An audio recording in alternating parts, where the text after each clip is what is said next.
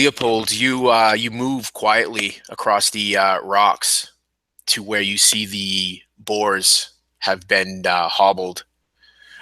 You definitely sneak past an orc standing guard.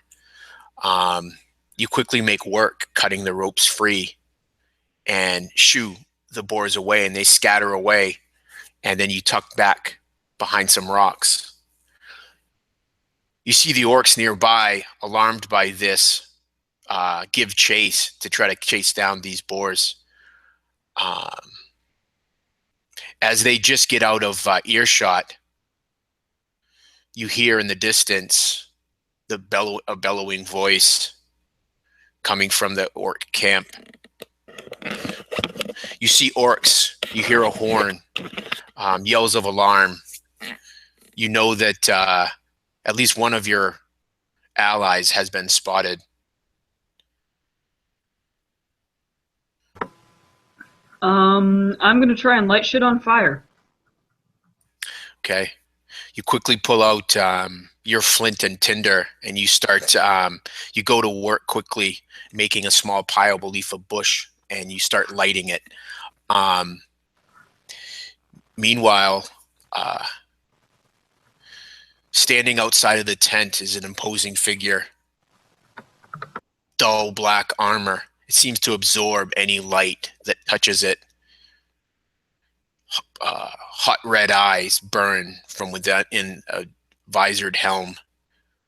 He holds in one hand a large two-handed axe. He faces you, Adolwolf, as you kneel by the Lord. You will die by the blood gods chosen. Stand and die like a man.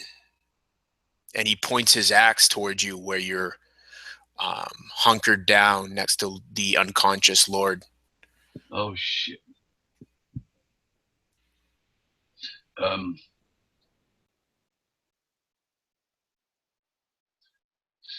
Realizing that the Lord is unconscious, for the first time, Adolwolf abandons his original plan and, in a bit of a panic, not knowing what to do, scans the horizons, saying, my men and the men of Middenheim are on their way. You will not escape from here, I say. Listening to the cries of horns echoing from the mountaintops. Yes, so you hear the horns in the distance.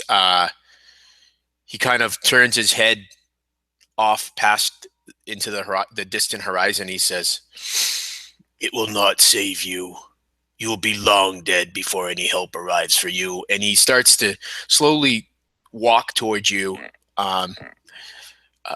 No sense of urgency in his steps. Off behind you, you can hear the commotion as the orcs now roused, the asleep orcs now roused, are grabbing their weapons.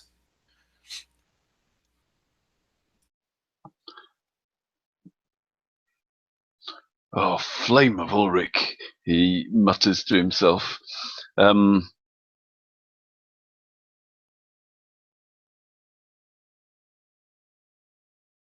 He just heaves the Baron onto his shoulder, and are there any wolves around? No, boars, I mean. No.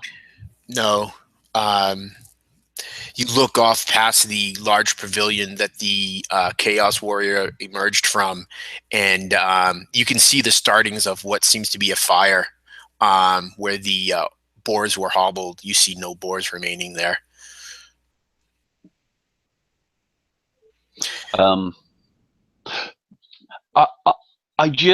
My only thing is I get the post that the Baron was tied to between me and the Chaos Warrior. And just as he approaches, there's that moment of, will he go on that side and I'll go on the other side? And I'm just going to try and sort of keep that between us. And if he sort of lunges round on one side, I'm going to hope that my reflexes are a bit faster so I can get round on the other side and sprint away. Yeah, so you heft across your shoulders, much like you would carry game that you had killed in a hunt, and you put the pylon between you and this approaching warrior. Ivar and Lothar, below you see this unfolding. What do you do? Yeah, so Ivar is like he's in the process of channeling, and he's kind of looking over as he does it, like nervously to his brother, like, what should we do? What should we do? Lothar like runs his hand over his face, knowing that he can't run away, really wanting to run away. But Ulrich won't forgive him if he runs from this. And so he kind of like sighs and then like takes the axe from his back and begins like rolling his shoulders. Okay. I'm going to cast the light on the hill to create more chaos. Is it okay if I just use my stuff I've already got set up on Roll20 for quickness and just tell you the numbers? Oh, yeah. You want me to No, roll? that's perfectly fine. Yeah, this is, right. Folks can roll whatever they want, whether it's real dice or... All right, so the channeling was a success, and then I'll roll the d10 in here since I can. And I believe I just need a 5 or over. I almost rolled a d6. That would have been bad. Oh, actually, no, this one's way cheaper, but I got it by a jillion. Yeah, so basically... He'll begin to chant. He'll begin to wave and trace arcane symbols into the air, and as he does so, these little like almost like cinders will spin out from his hands, and they'll just kind of like dart straight down the hill, down the little embankment that I'm standing up behind, and they'll jump and they'll weave their way through the underbrush, and then as they come up to their location, which is at the ridge on the far end of the camp from where all the chaos and the fighting between my allies is, they will grow in strength until they are about the brightness of a torch, and they will sway there just beyond the horizon of whatever ridge I set them behind. So it looks like marshaling troops there. And then I'll turn and begin to like follow my brother to get in a little bit closer while staying behind him. As best as I can. Yeah, perfect. Your ploy works. You see several of the orcs that were moving in and closing in on the back of Adewolf turn to face this new threat. One that you assume must be the leader of them barks an order in the coarse language of orc, and they move off knowing that their master can easily deal with this human impediment that stands before him. Yes. Yeah, and I'd turn to my brother and I'd say, the distraction will buy us some time, brother, but not much. We'll have to deal with this quickly. And I'll begin pacing. Yes. So, Leopold, your attempts at setting fires has been successful. You have several small fires going now, and the bushes dried in the late summer air quickly take flame. It just licks up along them, and what few orcs remain, you see start to run over to investigate these fires. What is it you plan to do? You kind of outlined almost by this fire. I want to grab the fire, grab like a burning part of the burning bush, and just run as fast as I can over towards, like, I guess the main encampment, but also sort of kind of towards where we came from, and like maybe a little bit towards safety, and just start tossing the fires at the tents and at the orcs, and just trying to sow as much chaos as I can. Perfect. Yeah. So you dart off to the side of where these orcs that are approaching. Just give me a stealth roll. Stealth. Yeah. Let's see, 29 on the dice, and then I don't know what I do with the character sheet. Yeah. Do you have? Are you trained in? I think it's called Move Silently. I I believe. think I am, but let me double check. It's not scrolling quickly enough for my liking. Come on, load up. Load up. They never ever scroll fast enough. Yeah, they really don't. Move silently. Would you just load? Actually, no, I'm not trained in that. Okay, so yeah, you can still do it. Let me see. Move Silently works off of. It's off. It says Agility. 31 in one of the boxes by it. I Yeah, don't know what that it's half your agility. So that means you made it you by 2% off. Yeah, so you succeed. Yeah, these orcs, you duck in behind this large rock, and they must be distracted by the flames of the fire. They don't see you or the burning brand that you carry.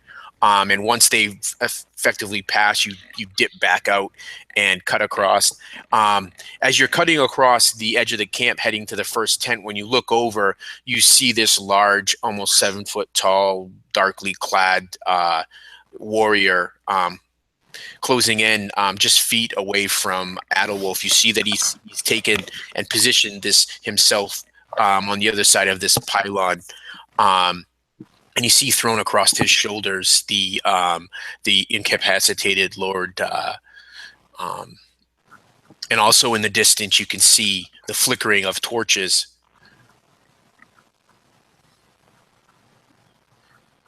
So yeah, I'm throwing the fires at and in the tents, and maybe I'll chuck one at the big orc and try and distract it. So you think the clad man is an orc? Yeah. Okay.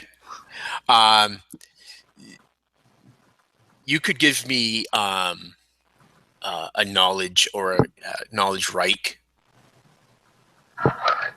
or just give me a straight up intelligence roll. You would probably know that this wasn't an orc. Actually, you don't even have to roll. You would know that this is not an orc just by how he's dressed. His weapon is. These are the creatures of nightmares of the stories that you get told. Exactly. These would be the stories that that men would talk about, whispered quietly. Yeah, I don't know the setting, but I guess my character probably does. So yeah, I guess just chuck the torch at him and try and continue sowing chaos. I don't know. Perfect. So give me a actually, hold on. Let me just do the action for the Chaos Warrior. So he approaches you, Adalwolf, and as you position yourself behind this pylon, you hear this hollow. Can I add one detail? The cloak which I originally intended to, the cloak which I threw over the Baron, which I realize now, who I realize now is unconscious, and if I just leave it hanging, it might get entangled in my own feet. I've got in one hand, and as he makes his move around this pylon, I'm going to hurl it at his legs to try and entrap him or entangle him while I'm running in the other direction. Perfect. Yeah. So you wait for him to do that, and oddly enough, he stops just short of it, and you hear this hollow laugh from within his helmet. Come now. Why do you prolong the inevitable? Bring yourself forward, and I will give you a clean cut. I will end your existence and feed my god. I pledge myself to Ulrich's work, that I shall not fear to suffer. I anoint myself with the blood of Ulrich, that I shall not fear to bleed. I give myself to Ulrich, that I shall not fear to die. I spit back at him. Your empty prayers will not be heard. The wolf god, he is a lie. Oh! Nice. Awesome. Do you actually howl? Yep, as I'm running. Yeah, awesome. nice. Yes. Yeah, nice. And so this all kind of erupts all at the same time. So you come running down the small hillside, and Jill, you can make a ballistics attack to whip this burning brand at him. 32, and I don't know what I do with the ballistic skill. 37, Yep, advanced so you hit. 10. Oh, wow, cool. So this brand flies at him and crashes off of his arm. You see him as he's kind of lifting this axe, and it kind of crashes into his arm and just kind of gets stuck there for a second before it falls to the ground at his feet. But you see his head turn towards you, Leopold. He seems to be distracted. Yes. Can I coordinate? Oh, sorry. Yeah. So do I roll something for damage? No, you don't feel that it caused any damage to him, but it did draw his attention towards you. Oh, And can I great. coordinate?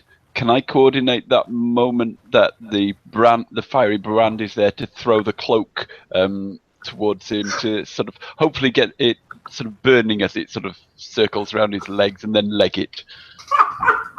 Yeah, perfect. Yeah, give it a go. Just make a weapons skill attack. A weapon skill. It's a D100, isn't it? And I'm trying to get low. He spent a lot of time in the back. You want to get training. Yeah, you want to get below. Yeah, give him the whip. 59. Yeah, no, I didn't get it. So you whip it out, and as you do, he lifts his foot with like ungodly speed, and he slams it down on top of it, so that he's standing upon the end of it. Oh shit! And he says, "Would appear you brought others to die. This is good. More blood for the god." And you see him haul back with his axe, and he's getting ready to cleave at you, seeming to not care about the pylon that's in the way. How sturdy is the pylon? It's pretty sturdy. It would be a pretty impressive blow, you think, for him to cleave through it. And even if he did, he probably wouldn't be able to hit you. You have pretty good confidence that that's a good impediment for him. Good. Lothar, you may go as you're running down this hill. Yeah, I'll continue running and bring the big axe over my head and just try and take a leap into the air and swing it down at him. Okay, don't mess it up. Yeah, I'll give you +10 to your roll, because he's not. You're coming at his blind side right now. Okay, he's been perfect. effectively distracted by your other two companions. 4. So I rolled a 4 and Nice. I had a 59. That is a hit. That is a hit to his head. So as his head is turned, you strike in the back of his helmet with your axe. Ooh. It's a good hit. Oh, man. Nice. Okay, so it's a D10 plus my strength bonus, right? Yeah. Oh, sorry. I think I'm lagging for a sec. Yeah, okay. Okay, that'll be 8. Yeah, you strike solidly in the back of his helmet. It staggers him a bit, and the blow that he was looking to level at Adelwolf, drops short, and it just thunks into the wood of the pylon, and you hear him grunt as the weight of your axe blow kind of staggers him. But it doesn't seem like it causes any real physical harm to him. Sorry, I kind of lagged it there. It didn't do any harm? Yeah, you strike a solid blow, but it seems like it does not cause any harm to him. Okay. And as your axe hits, you just hear, being a devout follower of Ulrich, you just hear this sickening kind of this wail as the steel of your axe grates against this armor. Yeah, I'll hit him, clang, off the armor, and I'll say, in days of old, my god went north and killed your people, pushed them back into the frozen wastes. I'll do so now. Awesome. And cool. So he just turns on you, Lothar, and tries to strike you with the base of his axe, like try to hit you in the gut.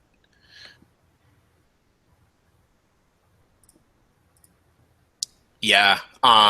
He strikes at you, but you're able to kind of counter his blow and just redirect it so it goes wide.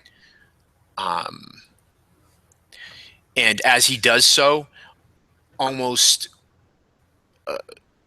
beyond your reckoning, he comes with a counter blow, trying to take you across the head, and connects with it. And you take 10 wounds of damage. And let me see, he rolled a 31, a 13. Yeah, so he does strike you right across your head. So he drives in with the haft. You step aside, and as he does, he just brings it back up, and it catches you across your right temple. Okay. So you would subtract toughness and any armor you have on your head from that damage. Oh, wow, okay. So I only take 3. Okay, good. Yeah, so it kind of just rocks you, and you kind of sway a little bit in your feet, but you're able to shake it off. You hear him say to you, "You are not the wolf god. Your fate will be much different. Priest of Ulrich." And Adewolf, it is your turn. Adewolf, as the Chaos Warrior was turned round to fight my companion, he'll leap forward and take this opportunity to run, but as he does, his first move will be to jump forward and try and kick or hit the guy with all the strength in the back of his knee to try and knock him off balance or knock him down whilst he's running, so he can kind of get a bit of a move, shouting, "Run!"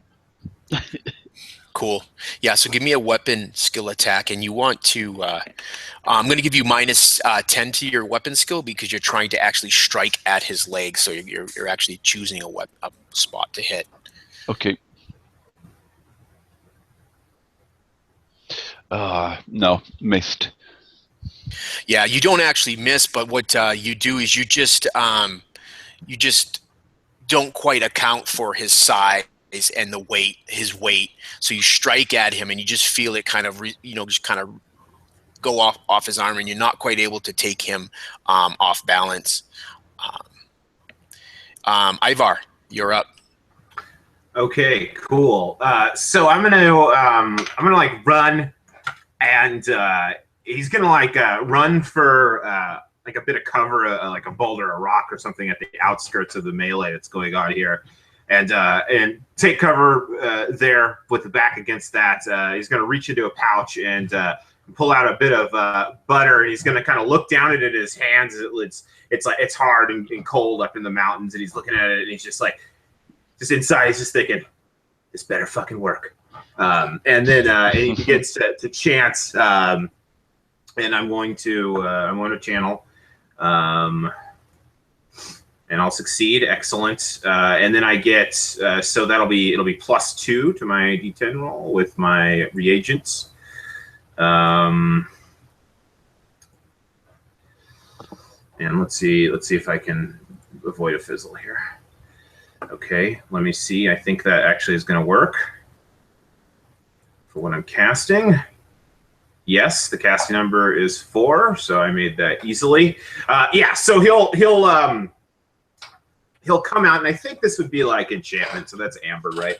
So he would dash out, begin to mumble, and then he'll come out, and he'll look, and he'll see his brother locked in a melee, and his ally with this lord, who we're all, risking our skin for here in the mountains. and then he'll point a finger, and this little like bolt of amber light will trace a course through the battlefield, and it'll hit the marauder, and he needs to make a willpower test. Okay. Yes. Nothing happens. What effect were you looking to have, sir? He was gonna, if he failed, he was gonna drop his axe. Okay. Yeah. You actually see as your spell takes hold and it spreads, the magic spreads across the shaft, and it starts to slide from his hand. And you see as it's dropping out, this chain, which was invisible before, dangling from his wrist, and it's attached. So as it drops, he swings it back into his hands. And as he does, he grips it tight, and you just see the magic just off of the shaft of the weapon. And anybody who could see Ivor at this point would see that his face has gone strained and a little white as well. Perfect. Is Ivar doing anything else? That's it. Okay, that's cool. That's a full turn. All right, excellent. Leopold. I am at range though, just to make that clear. Okay. So you don't want me to cut you in half with an axe? That would be great. Okay. Great if that didn't happen. Yeah. So Leopold, you've thrown this torch, which is around the feet of Lothar and this Chaos Warrior, and behind you, you can hear the scurrying sounds of the orcs. You feel that maybe some of them are returning, maybe hearing the combat in the camp. You think that maybe you just have moments before you are set upon by them. What does Leopold do? I'm gonna head for the high ground and try and intercept these guys, hold them off maybe with from a defensible position with a polearm. Yeah, you're a seasoned veteran. You're not fresh off the training ground. So you quickly scan and pick a point where you could maybe hold them at bay, where only one can come at you at a time. Good. And then I've got, let me see what it is I've got.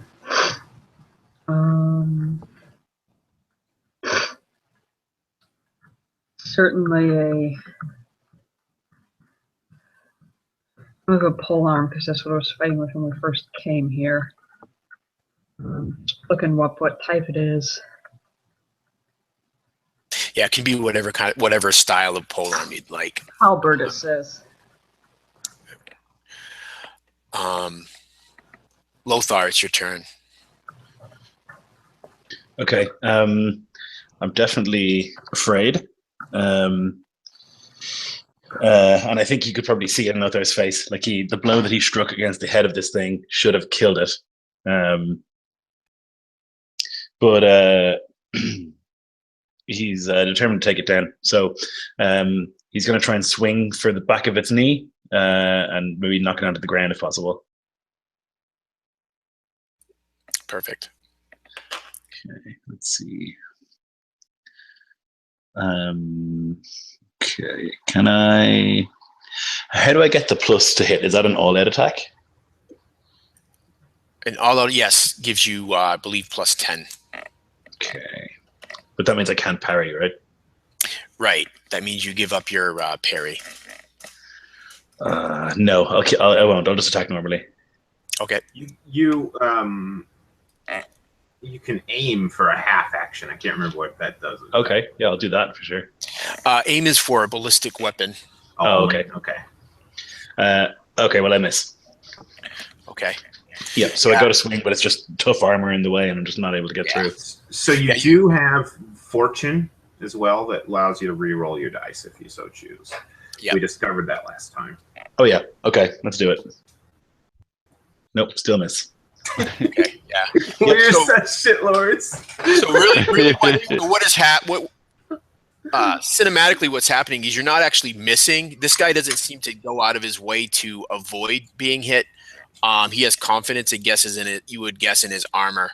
So you're actually striking at this armor. You're just not finding those weak points. Makes sense.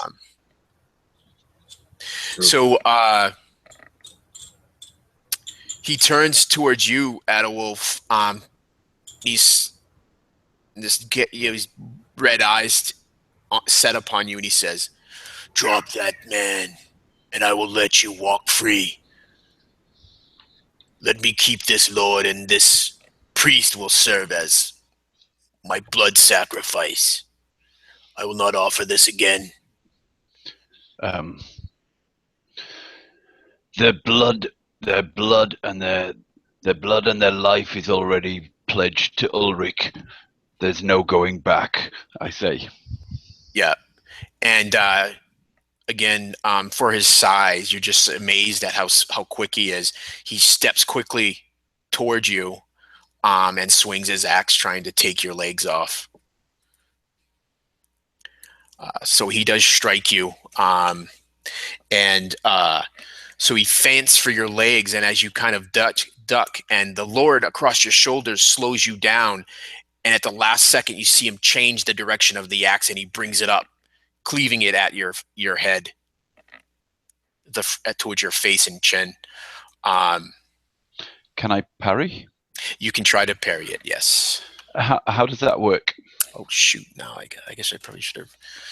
Parry works by I think it's an opposed roll. Mm-hmm. So you got to make a parry roll. Let me just check real quick. I think that's what it was last time. Yeah. You just have to beat his attack number, I think. Yep. Yeah, so you just have to beat the 41. Get lower or higher? Lower. Lower, yes. It's almost always lower. Okay.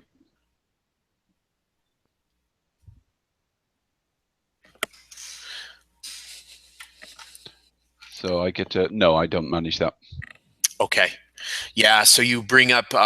what weapon are you using? It was Oak Biter, my hand axe, my axe. Okay, yeah, you bring up your axe to try to impose it and parry away this larger axe, and it's for naught. So he strikes you for 14 wounds of damage. Oof. And that would be mitigated by any armor you have on your head and your toughness.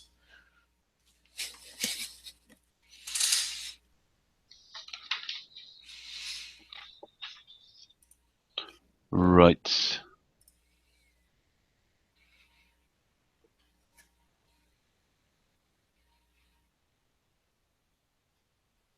Minus. I'm just trying to find out where my toughness is on my character sheet. Yeah, it's on the secondary. It's on the secondary stat bar.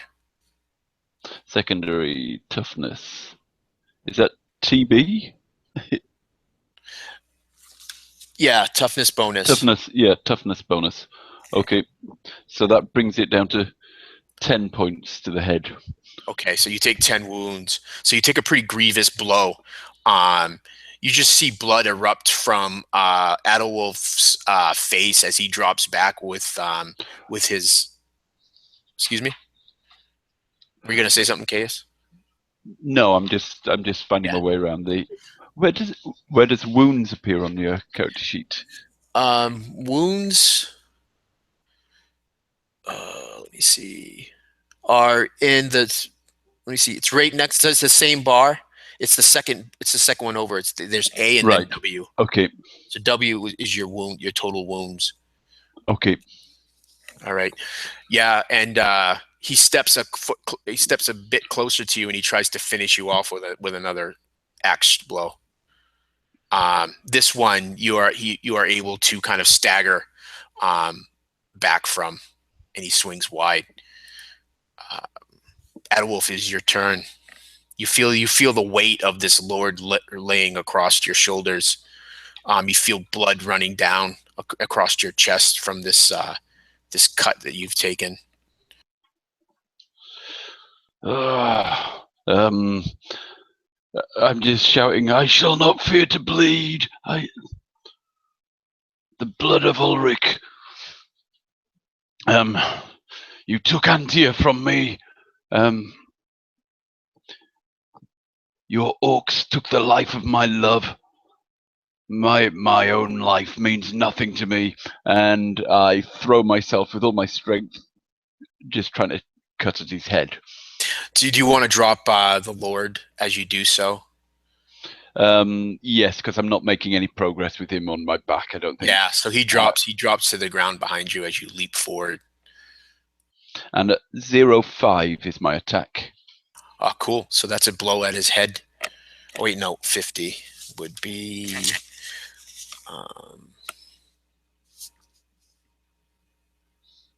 so yeah, so it would be his left arm as you come at him. He's holding his axe in two hands. Mm-hmm. So that is a hit. I will parry. No, I'll take the hit. He'll trust his armor that you're not going to be able to. It says in damage SB. I don't know what that means. Yeah, you get to add your strength bonus to whatever you roll. So roll a d10 and add your strength bonus to that, and it's your total damage. Right.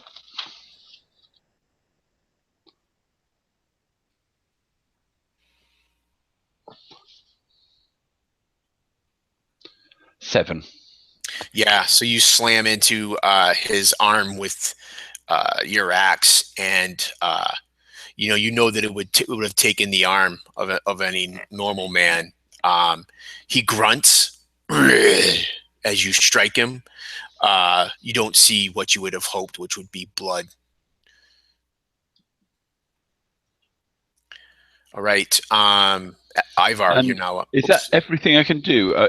An attack is that a full action or a half?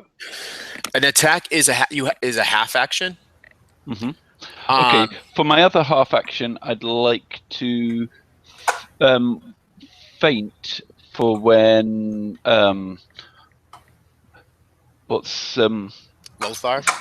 Yes, for when Gulthar attacks, to sort of distract him from Gulthar's attack. All right, good. Yeah, so that'll give him a bonus to his attack. Perfect. So you kind of bring your axe like you're kind of cutting low, maybe at his legs. Yep. And Ivar, you're up. Okay, so essentially what I'm seeing is an impenetrable foe who stands well over a head taller than all my allies, whittling them down to nothing. But so far, my brother has been spared.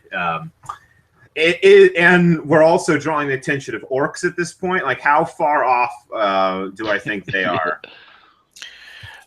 You would guess maybe a round away. And is there still a route back to retreat from where we came? You believe so. The orcs seem to be. You see off in the distance, just outside of the campfire, the dim campfire light. You see the back of Leopold, standing there, imposed and ready with his halberd. And you assume that he has heard orcs are coming from that way. That was the way that many of the orcs that were here went. And then there were the orcs that went off after your torches. Mm-hmm. So the way that you and Lothar came is still clear. That leads up to the pathway that you guys took to get here. Okay. Yeah. So I'm just going to yell out, "Don't throw away your life, brother!" And I'm going to begin. I'm going to begin casting again. Basically, what I'm going to do is I'm going to try to. I'm going to cast Martial Arts again. I don't know. I can't tell in here if I can have more than one cast at a time or whatever. But yeah, it's not a concentration. It lasts for a period of time, not as long as you can. So you can cast it again. I'm going to concentrate all of them onto the visor of this Chaos Lord in an attempt to blind him. So first I will channel, and then I will cast. And I'm actually going to draw. I'm going to draw glow beetle. It looks like it's a firefly. I did specifically buy a bunch of reagents before we left earlier, a few sessions ago. So I will drop a firefly on this, and he'll pull it out, and he'll just like squish the membrane in his finger right as the spell finishes off. And as it does so, hopefully a cloud of luminescence will streak across the night sky and blind this fucker. But let's see if that's going to happen at all. Are the fates with me? Okay, I got my channeling. Again, I'm doing good on that. It's all those advances in willpower serving me well. And then, so it's going to take a 4 or higher here. I almost rolled the D. Oh, God. Okay, so, yeah, so blinding light. It's concentrated, all 6 of them. They're torch right in his fucking visor. And they can bob and weave and move. So... Yeah, so your magic holds, and you see the bobbing lights hit him, and he just and he staggers back, and you see him kind of trying to wipe them away. Yeah, and they're just going to flit between his fingers and continue to press.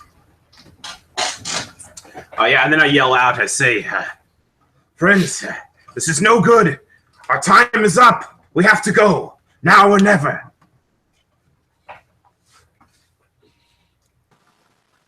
Can I yell as a free action, grab the Lord, and run? Yes, you can, and it is your turn, Leopold.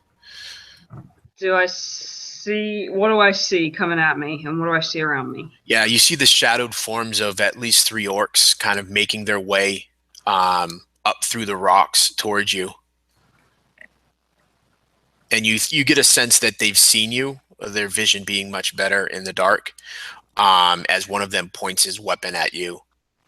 You notice that none of these orcs seem to be armored in their heavy black armor that they've come to be known by. Do I see where he dropped the Lord? Could I run there, grab the Lord, and get back?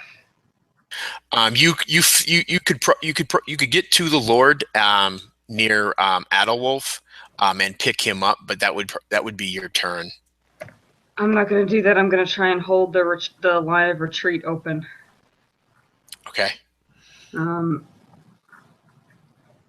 Just keep the high ground, keep the retreat open, and yell for Adelwolf to grab the Lord and run, past me and up to where we, up towards our camp. Stop fighting him! Get the Lord! That's the only important part! Okay. Lothar, it's your turn. I fight. No! Sorry, guys. I want to go. Grabbing the Lord and getting out of there? Lothar seriously would not. There's no way he would allow this chaos thing to be. Well, you're earning some awesome bonus XP points. It's not going to be any good when I'm dead. But yeah, so he's blinded by the lights, and he's stumbling back. And I've got a little setup from Adelwolf, and I'm going to flip my axe around, so it's the spike end, and just going to swing again for his kneecap. Perfect. Okay, so what do I get? I get what, 10% from Caius? You get 10% from him. You get another 10 because he's blinded and can't react to your attack. Okay. But you're calling it, so that's going to neg one of the 10%. So you get 10%. Okay. I'll also all-out attack. I think it's 20% for all-out attack. Mm-hmm. Yeah. Yeah, I double checked. So that'll be plus 30. Plus 30. Okay. So that puts me at a 79. I mean, those are good chances. Those are good chances, and you got fortune. 31. Yes! Yes. So yeah, you strike at the back of his leg. You roll your damage, and you can roll 2 D10s and take the best, right? There we go. 10. So I get to reroll again, right? So 14, yep. And I get to roll another D10. Well, I believe you have to make another weapon skill hit, and then if you hit with that second hit, then you can keep, and you roll a D10. You can keep rolling. Is that? I think that's how. I don't know. I don't know if I'm confusing first edition with second edition. I don't know. What's it called? Ulrich's Fury? Yeah. It's again. Yeah, just roll again. and Yeah. your damage. Rolls a 10. Yeah, I don't know. Okay, so roll to hit again. Is that right? Yep.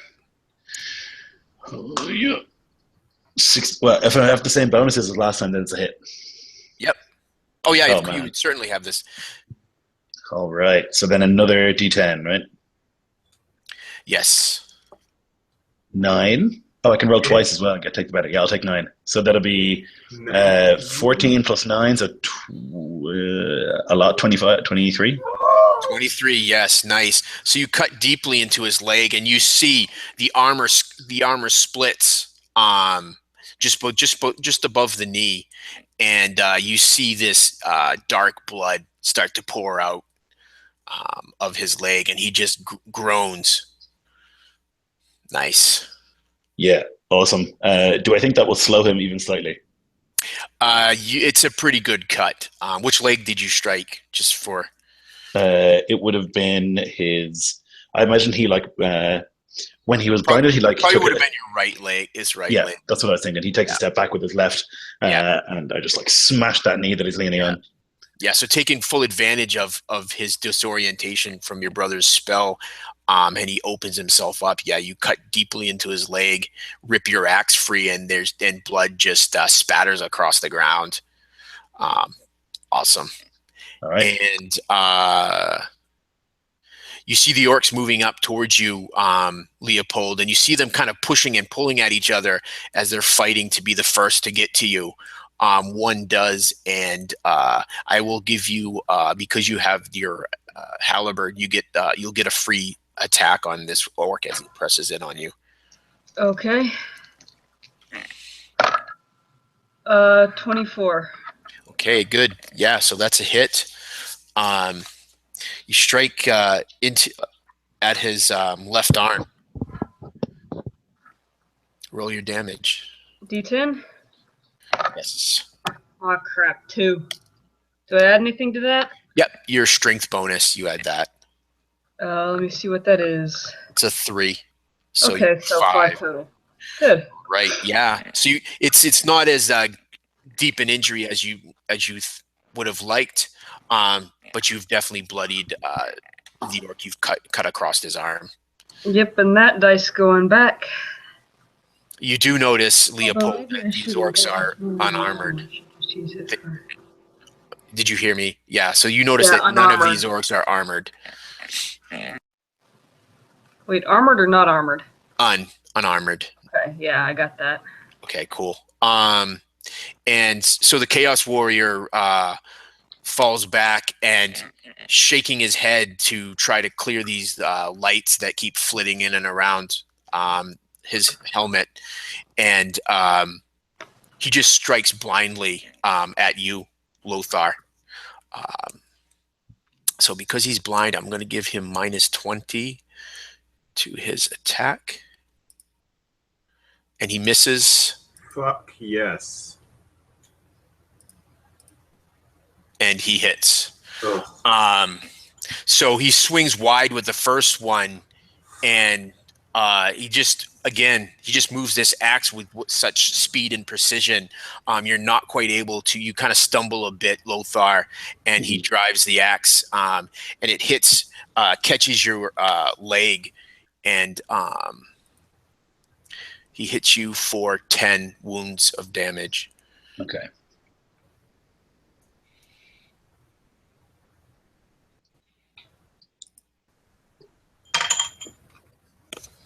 Sorry about that.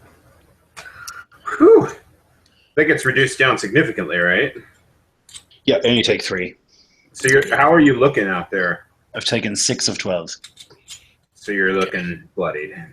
Bloodied, yeah, definitely. All right, Adewolf, you're up. So you see that Lothar has struck quite a good blow against this guy. Well, I hardly see because there's blood streaming down my face and getting into my eyes. But and I think I feel a bit. My face is quite white from loss of blood, and I'm feeling a little bit.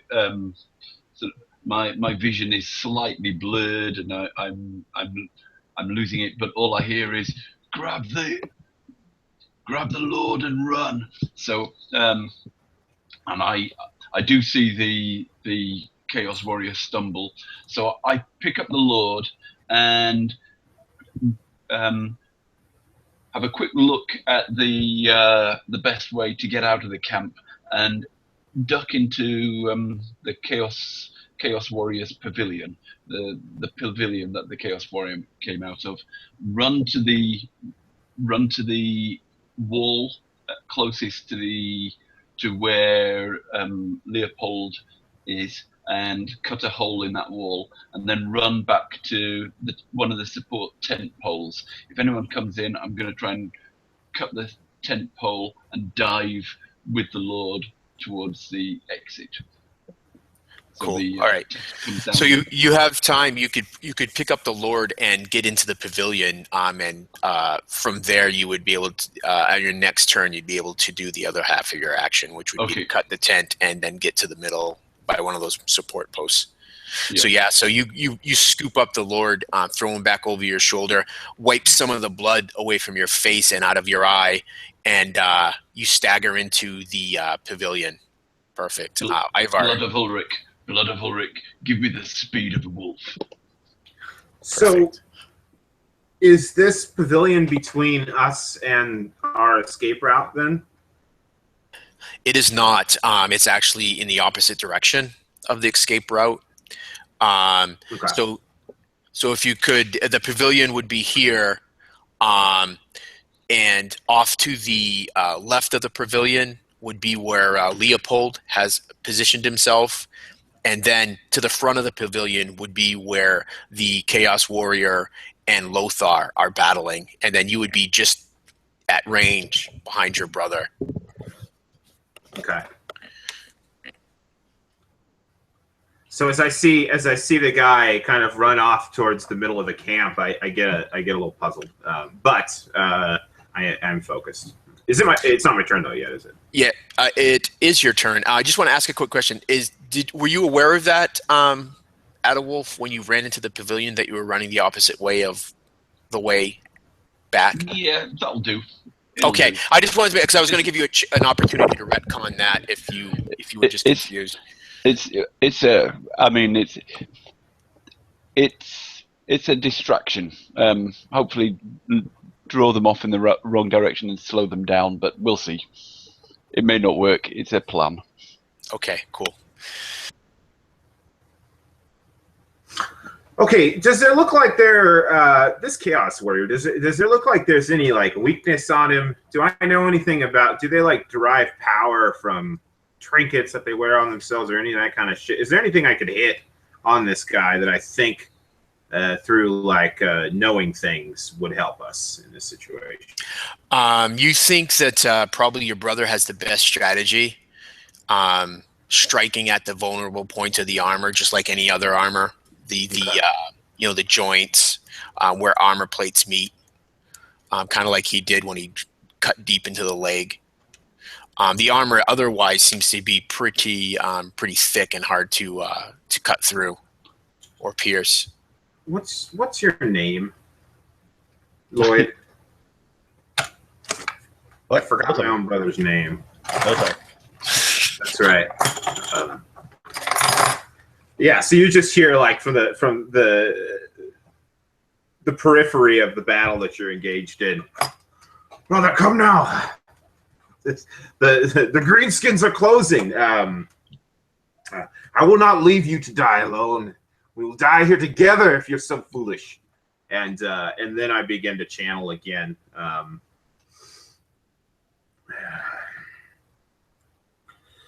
And I succeed. Fucking Christ, man, that is awesome. And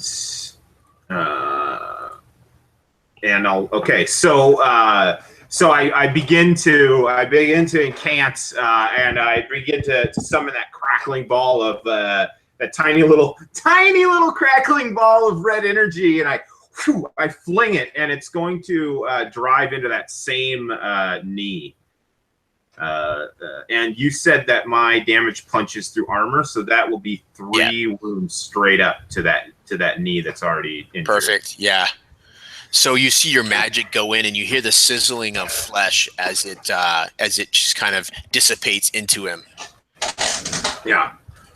Whipping around my brother and coursing in, and all the while the lights are still dancing and playing about in front of his helm, casting light over the battlefield. Lothar, you would very subtly hear some more heavy breathing coming from the Chaos Warrior as he's turning toward where he believes you are.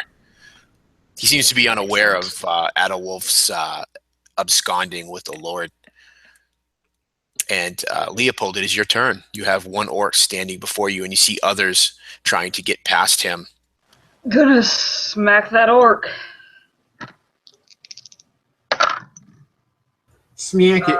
66, and I have some skill, but this is probably still not gonna hit. Yeah, so he blocks your attack with the halberd, and he uses that to counter and strike at you. But Lothar, it is your turn first. Can I parry then if he's doing it? Yeah, it's not his turn yet. Okay. Okay, I'll continue trying to hammer that leg until it falls off. I can hear him breathing, he's getting tired, and I'll call out and I'll say, you are just a mortal, like I am a mortal, except my god is real.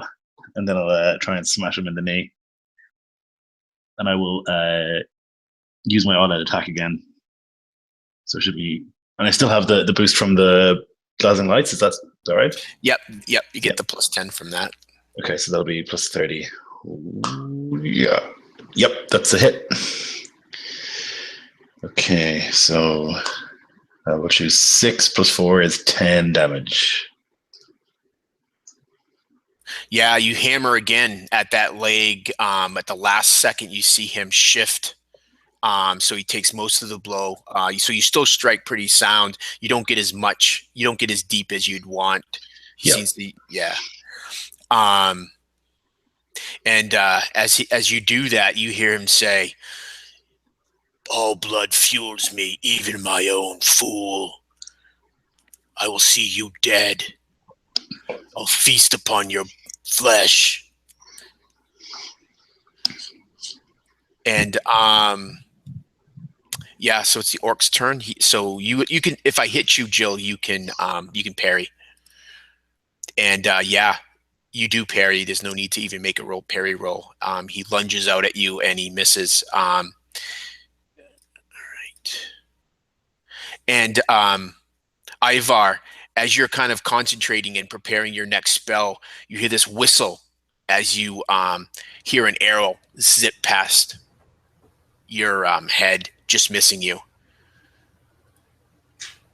Yeah. And, the Chaos Warrior again brings his axe to try to finish you, Priest of Ulrich, with 2 quick attacks.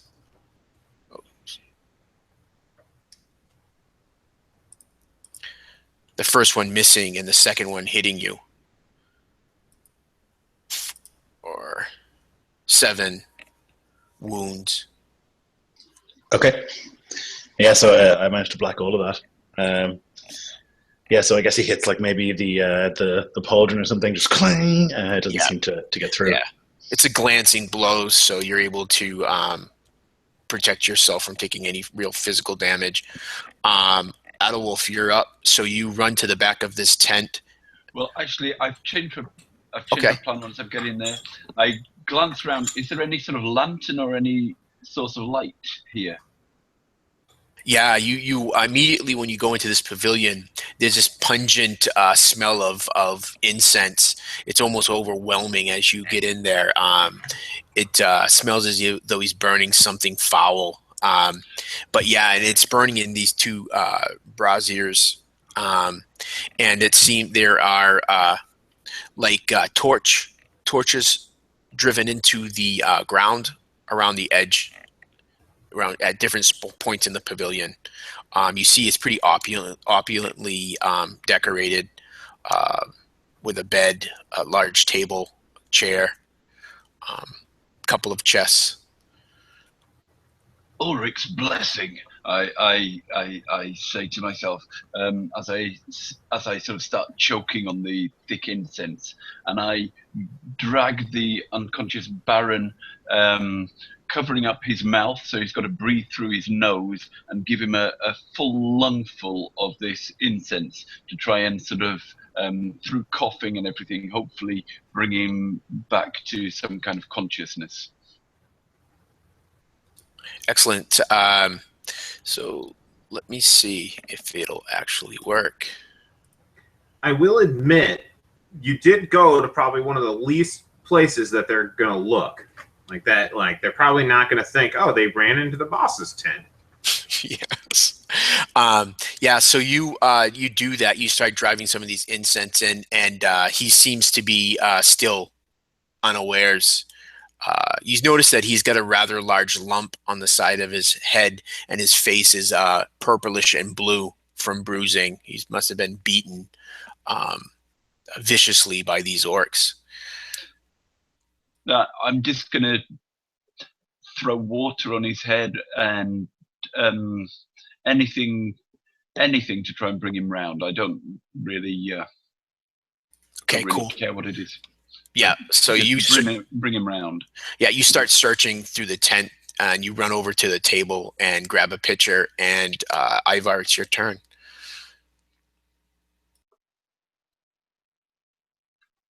How does the from my distance? Well, first off, like I'm going to look in the direction that the arrow came from. How many assailants can I see off in that direction? Do you have any sort of dark vision? No, but the camp's ablaze. I don't know how much light that's casting. Nothing you can. Yeah, you can. From what you can see, you don't see any assailants, but you can guess where it came from. It comes from the where they you had first set your torches off. Okay, so I am going to like edge around this rock that I've been kind of straddling and put it between me and that, while still having a bit of an angle to see what's going on with my brother. Cool. I think that is like taking cover. Yeah, you're effectively undercover. Okay, and then so is that like a half action or a maneuver or yeah, that would just be a move. So that would be half action. Okay, cool. Yeah. All right, cool. So yeah, just like looking out at the battlefield, watching like one ally run into the pavilion and no longer being able to see them, and now not being able to see the polearm either from my vantage point. I focus my full attention on my brother, and I am going to try to help him again in the small way that I can. I'm going to succeed at that. I am going to use a reagent this time too, and Nick, I don't think that you can concentrate, because I believe that's a half action where you've used a half action to take cover. So if you still wanted to cast a spell, you could just okay. You said it was like a move. Is a move a move is a half action? Fine. Yeah. All right, that's fine. I didn't realize. Okay. Yep, that's no big deal. Man, holy shit. So yeah, another little zip of light bends its way around the rock I'm standing behind, and it's going to blast him in his leg again. Yeah. So yeah, it hits into his leg, and it just passes through it. Yeah, it just passes through his any armor it hits, and you hear that sizzle of flesh. Perfect. Leopold, you're up. You're facing this orc. You guys are in a fight to the death. Yeah, we are. Can I smack him again? You certainly can. 12 should hit. It certainly does. So yeah, you cut at him, and he exposes his right arm to you as you cuts into him. Roll your damage. Oh, that was a 7, and then it tilted to a 1, so 4 total. 4. Okay. Yeah. It's superficial. It's like a superficial blow from your halberd, not cutting into his arm at all. Could I make it a full round, since only one can come at me, and swipe at him again? No, you You can only make the one attack unless you have more than one attack. I do though. He's a soldier dude. Oh, do you have 2 attacks? I think so. She was attacking your- twice last Oh, game. okay. Yeah. I don't have that character sheet in front of me, so Does that mean I get 2 attacks, period, or only when I take full round? you get 2 attacks every round. Well, fuck. I've been missing lots of attacks. Shit happens. 6. Yep, that's a hit. Another 1. Oh yeah. So you guys are just kind of trading these blows and not really causing any real physical harm to one another. But you do get a sense that you're weakening him, and it's just a matter of time before you get that killing shot. It's total of 4, but right, because I'm +3. Yeah. Yeah, you get a sense that he is able to soak that damage. Lothar, you're up. All right, another big swing for the knee. All out again. Fucking cut that leg off. That's a 100. Oh, I guess I can use a thing to re-roll it, right? A lucky or a fate. Yep. Yeah, just keep track of them because you have as many of those as you have fate points. Yeah. How did you get 100 there? It says that you rolled 49. Oh, it says 100 though. I don't. Underneath it says 100. Yeah. It says you rolled 49. And then in brackets 100. What's? I don't know. No, I rolled a 49. That's weird, man. Yeah, you hit. Okay, so it's actually a hit. Yeah. Yeah, that's a hit. Okay, I will roll my damage. It's only 3, man. So it'll be 7.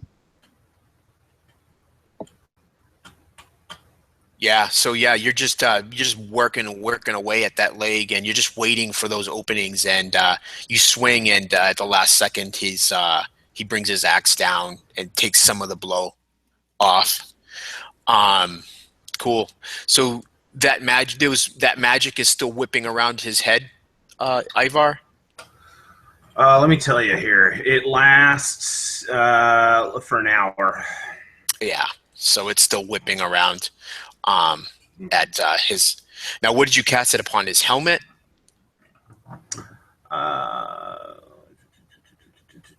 Yeah, so they're on his helmets, and I basically have control. As long as I can see them, I can directly control them. Okay. So I would be kind of like keeping them with him. You know, if he like moved, I don't. You know, you could adjudicate however you wanted to. Like if he moved, it might think be a little lag. So when Ivar's attention gets drawn away, they're where he last had them. But when you bring your eyes back upon him, you would maybe That adjust. sounds good. Yeah. That All sounds right. good. So Leopold, let's see what this orc is able to do. And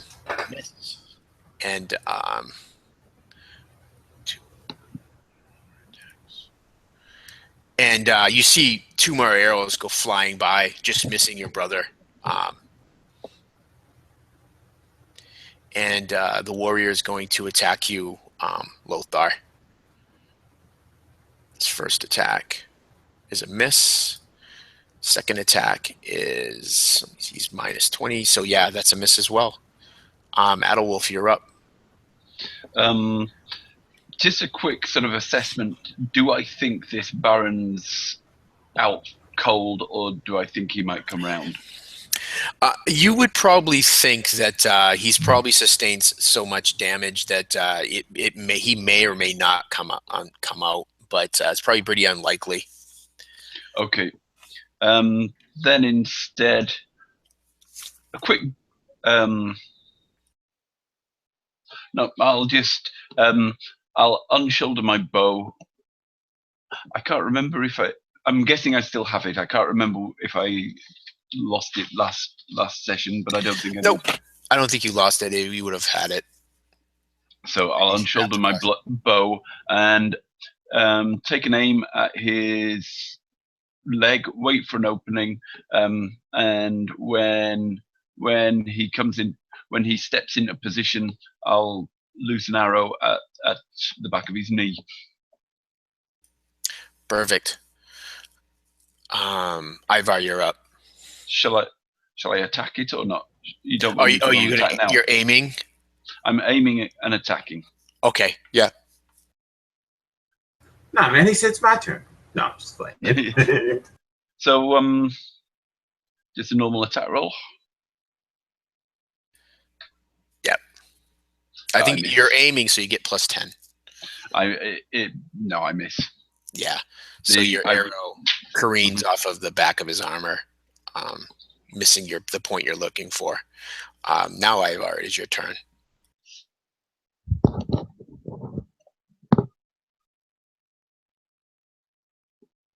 Oh yeah. Okay, cool. So I actually made a little bit. I made a little bit of a boo boo. Apparently, I have to do like intricate movements. Like, so basically, to keep the lights on his head, I can't do other actions. So that's going to be what I'm doing, trying to keep my brother alive. But you can retcon 6 damage off of his leg. Okay. So should you choose, since I couldn't have done darts the last 2 turns. Anyhow, so yeah, so I'm just like there, like breathing, I imagine like a few more arrows are like falling down around my general area, and I'm like looking back to my brother, looking to the lights and focusing in on them, and I'm just like cursing under my breath. Damn it, he was always so stubborn. And that's perfect. That's what I can do. All right, Leopold, you're up.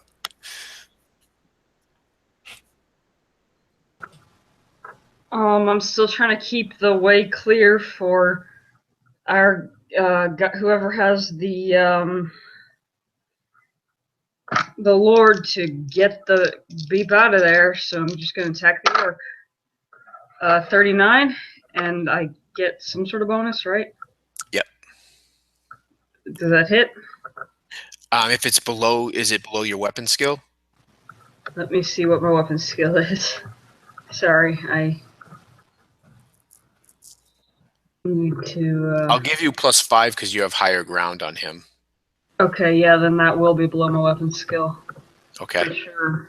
Right, so he's going to try to parry that, and he does not. So you can roll your damage. Okay. Okay, good. That'll be 10 total. 10, all right.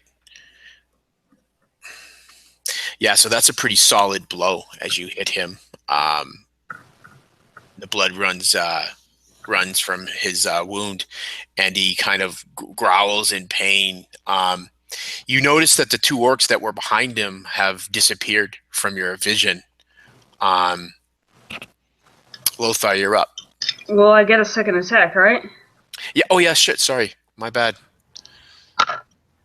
But that's an 85, so it's gonna miss. Okay. You poor thing. I'm so sorry. Use your fortune and roll that shit again, Jill.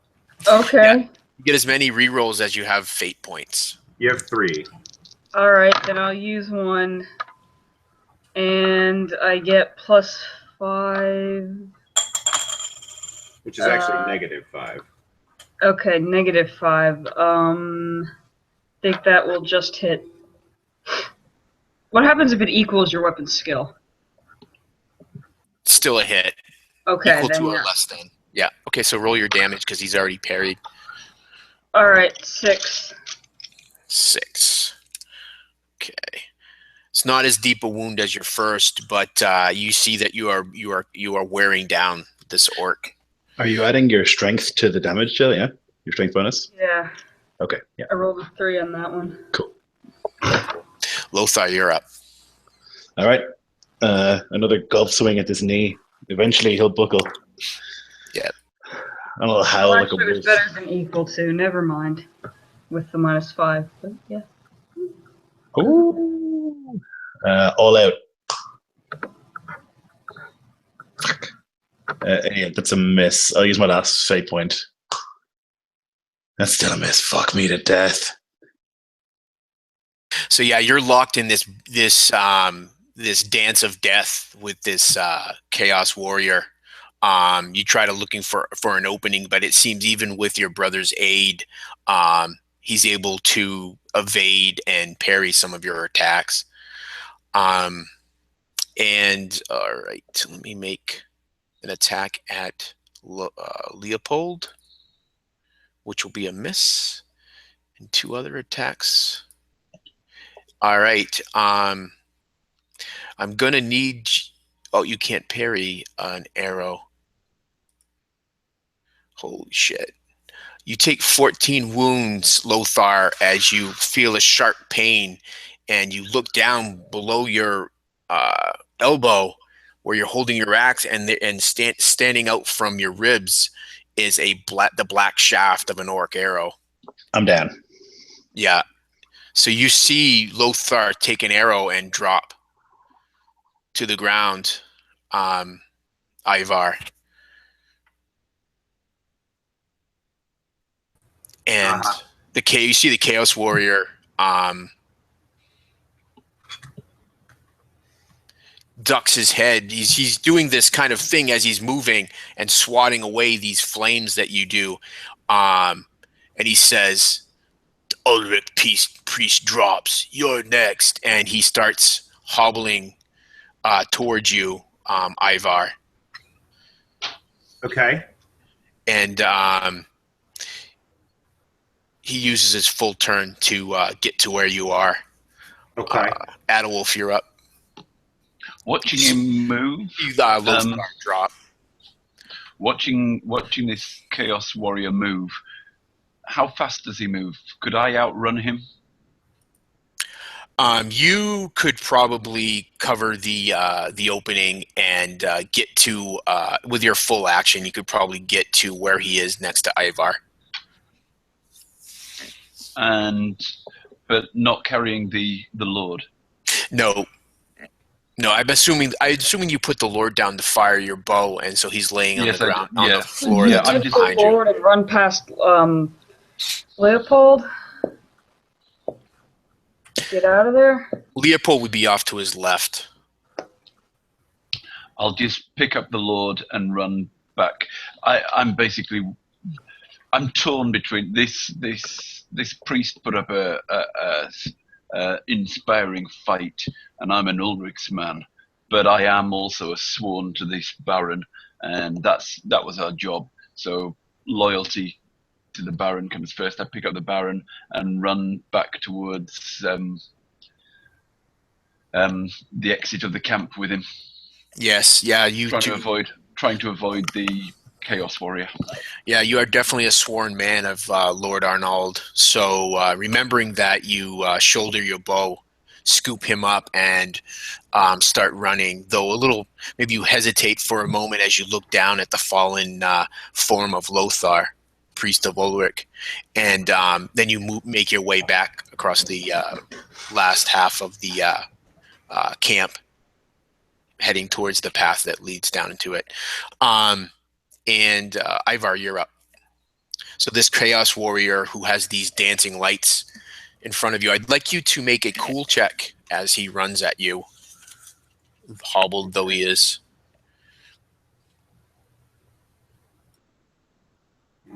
Is that what is a cool check? I don't think they have cool anymore. Discipline, maybe?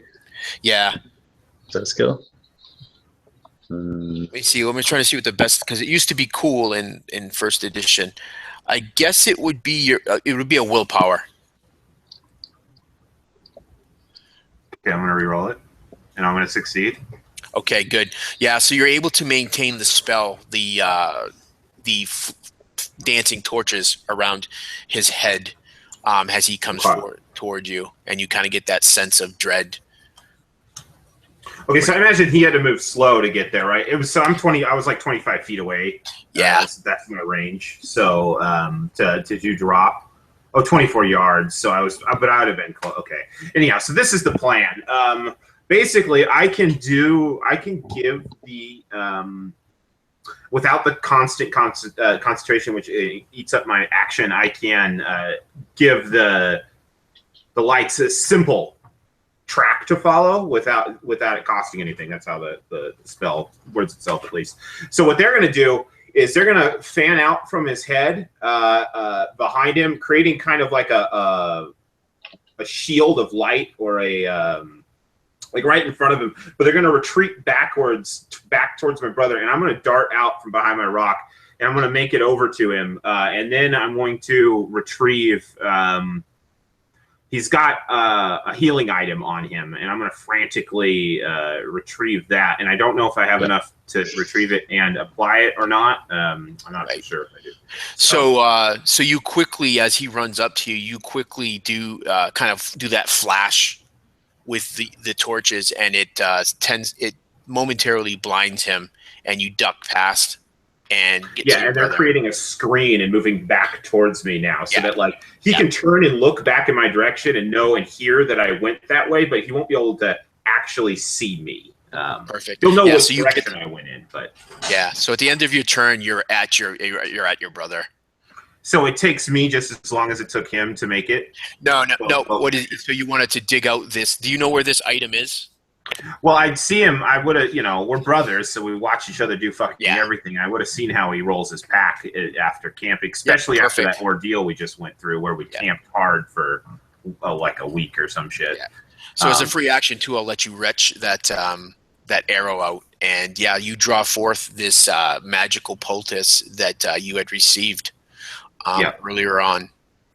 And I'll say under my breath, Ulrich, if you're there, this is the time, and then I'll just slam it onto the wound. Well, not slamming it, but apply it to that. As you put it, as you press it down onto into the wound, you just hear Lothar. You just feel breath come back to you,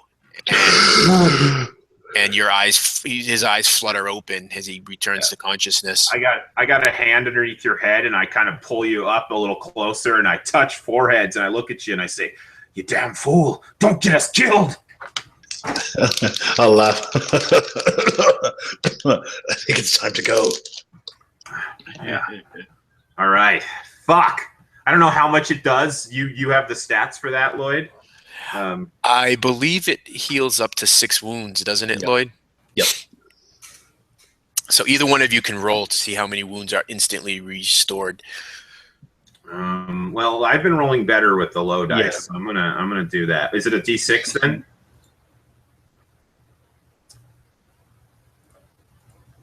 Of course! You fucked yourself, man, when you said that. Can I use my fortune to reroll that? You certainly can. Thank you. It's better than 1. It's better than 1. So you're on death's door, basically. Oh, yeah. So you're still weakened from your fight. I mean, you have a rather hefty axe yourself, so you're retired anyways. So your brother helps you to your feet, and Leopold, you're up.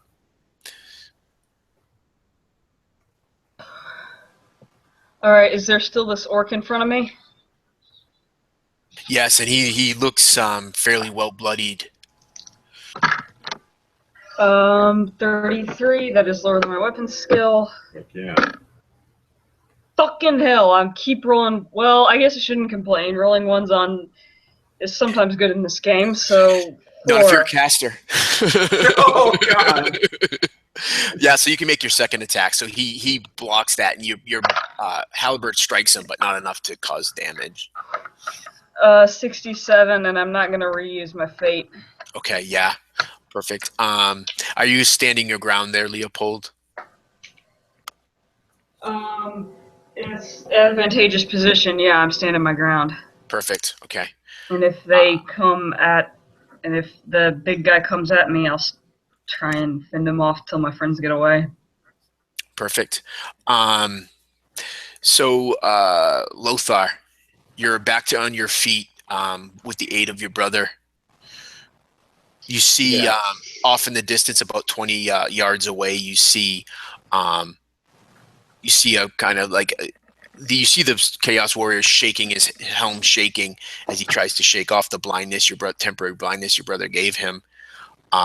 You see Adalwolf has made his way across and is starting to pick his way up through the rocks towards the pathway.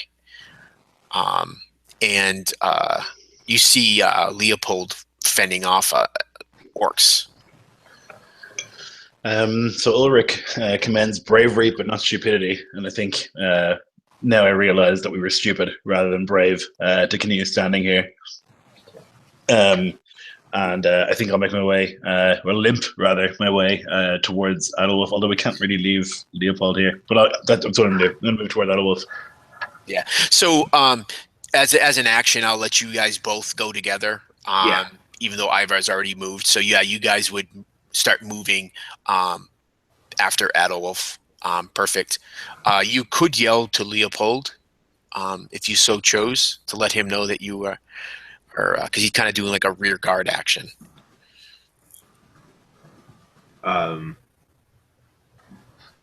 Yeah, I would like look around. Could I see him as we're like coursing across?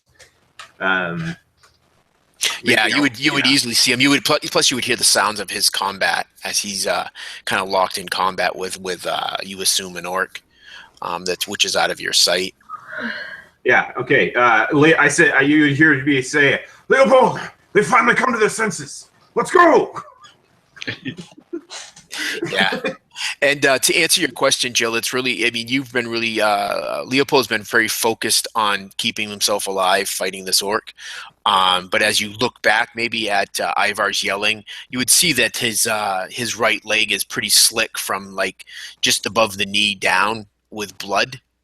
And it trails and he hobbles as he's heading back towards the brothers. But it's hard to judge because you cannot see much more than that, whether or not he's near death or not. Lothar did hear that. So Lothar, you would know that his breathing sounded fairly labored as he was fighting you. Mm-hmm. And it would be he closes in on you guys, but you see him kind of. He swings like with his axe, but he just can't quite get up to you guys. And oh wait, you know something? I missed the orc's turn. My bad. Let me just retcon that. So the orc that's fighting you, Leopold, will make one last ditch effort to get you before you kill him, and he misses. So let me see, who would the other ones shoot? Probably you, Adolf, as they see that you have their prey on your shoulder. So there's two attacks against you, and the first one hits you, and it strikes you in your left thigh, and you take 5 wounds to your left leg. Oh. Okay. 5. Yep. And another arrow whistles by, just missing you. You hear it snap off the rocks. You see Ivar and Lothar, you see another form rising up from the same direction that the arrows were coming from, Ivar. And you see that it's an orc returned and looking to cut you off from getting to where Adolf is. And this is where we'll pick up, where the Chaos Warrior comes at you and swings wildly and just missing you. And that's his turn. Adolf, it's your turn. There was a route into the camp, sort of with lots of cover, where I could hide my way into the camp. Can I sort of, can I basically take cover and yeah, carrying the Lord? I'm trying to weave my way through with maximum cover. Yeah, so you are going to try to, I mean, there's large outcroppings of rock everywhere. Yeah. So you're going to try to use those. I'll give you the advantage of having half cover as you're kind of moving up, so you could still move through these rocks. All right, good. Ivar, you're up. So Ivar, you and Lothar, I'm just going to put your turns together now as you guys are walking together. So I'm going to just jump down to Leopold, and you guys will act together, if that's okay with you. All right. All right, cool. So Leopold, you're up. You see your party is retreating. Okay. Are they past where I am currently? Yes, they are well past. You're on the other edge of the campsite. Yeah. Because I'm just trying to protect their escape route was what I was trying to do. Yeah, yeah, they're clear of, or just about clear of the camp. Okay. Well, that first attack's gonna miss. If I attack twice, can I still move? It's a half action to attack. Okay, so I should. Yeah. Okay, the second attack hits for 11 damage. Yeah, so you strike down this orc, killing him, and I'm assuming you start to retreat through the camp. Yeah, as their rear guard. Cool, perfect.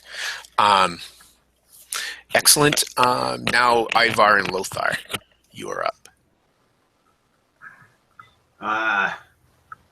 What? You go first. What do I think my chances are realistically of ending this guy? He was breathing heavily, but he does seem to be just superhumanly tough and dangerous. You sense that if you get the right blow in, like you did when you struck his leg, that you could effectively end him. Yeah. All right. So I'll be like limping away, and like blood dripping onto the ground, and I'll like my vision will go cloudy, and I'll like be blinking blood out of my eyes, and I'll see us like walking as a pack of wolves through snow, and behind us this like hideous sort of black blob, and I'll think back to the vision of Ulrich attacking that creature, and I'll know that I have to do it. And as we're kind of limping away, I'll like stop and like breathe heavily, and then turn around and run at the Chaos Warrior and try and swing for him. Perfect. And just as you breathe, you hear, "You're fucking doing it, aren't you?"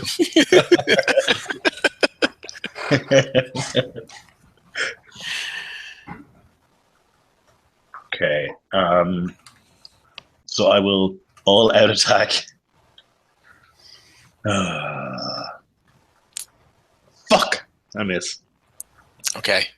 Yeah. So he catches your attack with his axe, deflects it so it swings wide. You're certain that if you weren't in your weakened state, you probably could have driven the axe into him. Perfect. Ivar, you're up. Seeing my brother miss like a chump. Yeah. God damn it. And as you try to move him forward, you notice that his feet seem to be set for the attack that he made. So I'm going to take control of my. What? Did you have something you could do? I think. Well, are the lights still on the warrior? Do I still have the +10 from that? Because then I would hit. No. Okay. They are. Well, yeah, no, they weren't. But I'm pulling them back onto him now. That's what I have to do. Okay. So I see this shit go down, and like I imagine now, like I'm just standing out in the middle of the fucking of everything. I'm just like, and I'm like, fuck, and he just pulls his hands out, and as his hands go out, these little bobbing lights that had sort of wandered out and to create this field all just go. He just grabs the air and just pulls it to the creature, and they all go whoosh, right up to his head again. Perfect. And that's all I can do. It says I can't take any other action. Cool. So the orc against Leopold is dead. Leopold, you do see an orc seems to be has entered the camp, and near where Ivar and Lothar are, and you hear the Dark Warrior yell, "After our prize!" And the orc disappears up through the outcropping of rocks, chasing down Adolf. And as he tries to catch you, he does make an attack at you, Adolf. Oh, he's caught me already. Okay. Yeah. And he misses. And then there's one attack at each of the brothers. Once again, Ivar for a miss, and Lothar for I believe that is a miss. So you see arrows just whizzing by.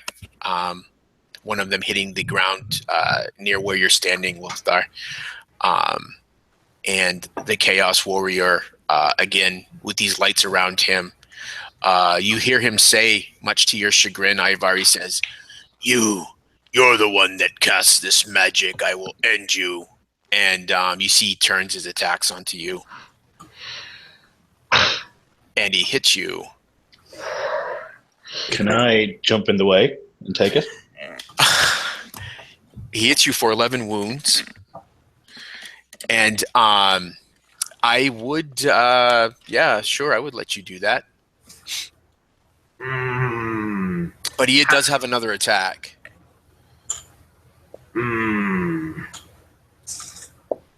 What's the... How do I tell how much soak I have? Is it my... It's your toughness bonus, your TB. Is that toughness by... Oh, TB, there it is. I see it. Okay. All right. And I don't believe you have any armor on. No, I don't. Yeah, so it's just your toughness bonus minus the damage. I can take the hit. Okay. Kind of. All right. So yeah. So he strikes you with and you kind of fall back against this axe. It doesn't quite cut as deeply into your chest as the warrior had hoped. But then he presses his attack, trying to get you again, and holy shit, he hits you again. Okay. And he hits you for 12 wounds this time. Okay. That's I just went twice under. So you're down, is what you're saying? Yeah, I don't know if it matters by how much or not, but yeah, he cuts. No, not really. How much under are you? Well, I was at 1 when you hit me for 12, and I can soak 2. Okay. So you take 10 wounds. Yeah. Mm-hmm.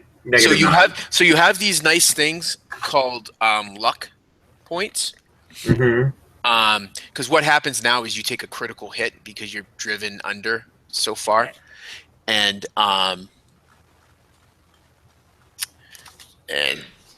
so critical hits are really bad.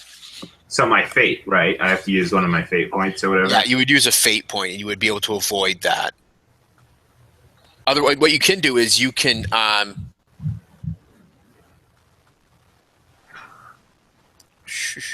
use it, dude. Use a fate point. That'll reduce my luck amount permanently, though, right? Yeah. Unless you earn a fate point at some point in the game. Yeah. Wait, should I not have been using mine? Should I not have used that one of mine to reroll? No, that's a different. No, you don't use a fate point. You have those. What are they called? Fortune points. Oh, okay. Every session, your fortune points reset. It's up to you. I'll tell you right now, you're going to be outright dead at -10. I'm -9. Or okay, I have a threshold of 10, and I'm at 19 wounds. Use the dang thing. I don't want to use it. I guess I have to if I'm dead otherwise. So, all right. Well, okay. I'm diminished. Yeah. All right. Yeah. So yeah, you through some divine intervention, unbeknownst to any of you, you managed to miss what should have been a killing blow. Maybe at the last second, one of your lights flashes out in front of his face, and it causes his blow to go wide, which would have cleaved you in two. So you avoid that. And Adawolf, you have this orc now that's coming onto you, and it makes a wild swing, missing you. Where are we? Are we on a sort of climb out of the... Yeah, you're at an incline, so you have what would be called, you have ground, you have advantage on him because you're higher ground, so it gives you a +5 to any attack roll. You did apply like the blindness penalty to his attack rolls, right, Lionel? I rolled a 5. Sure, okay. I rolled, I think, a 7. I cleared it, but I think it was a 17 and a 5. It's definitely going to hit you. So just looking, is there a sort of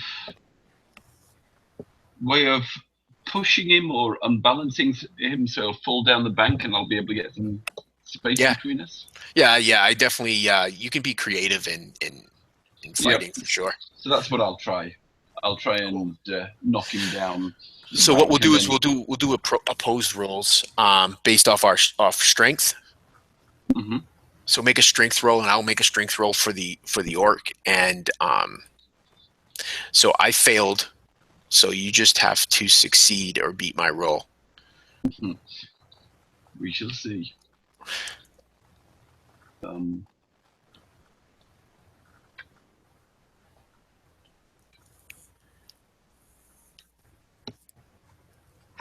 No, I failed. What?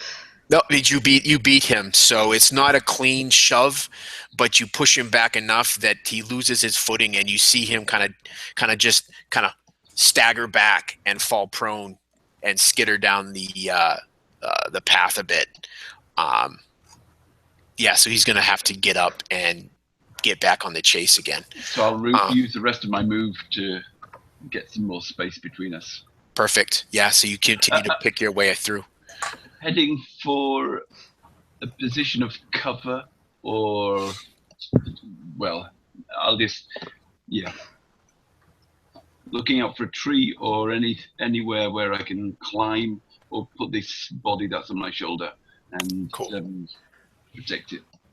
Yeah, so you go up about 10 feet, and then you dip out around this large kind of boulder, which takes you out of eyesight of where the orc was. Okay.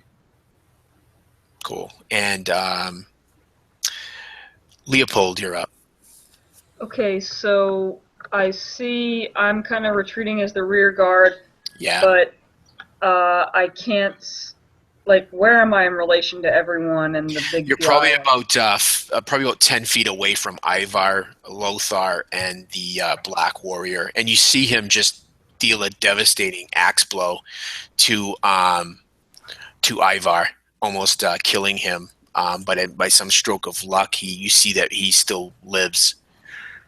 Okay, am I behind the big orc then? Coming up on behind him, or where am I? Yeah, you're kind of off. You're kind of off to his flank, his rear left flank. Okay, I guess I'm. Oh, did you say orc, or did you say no? Or the big warrior. Guy, the Chaos Warrior? Yeah. I'm gonna come up on him, I guess, and attack him.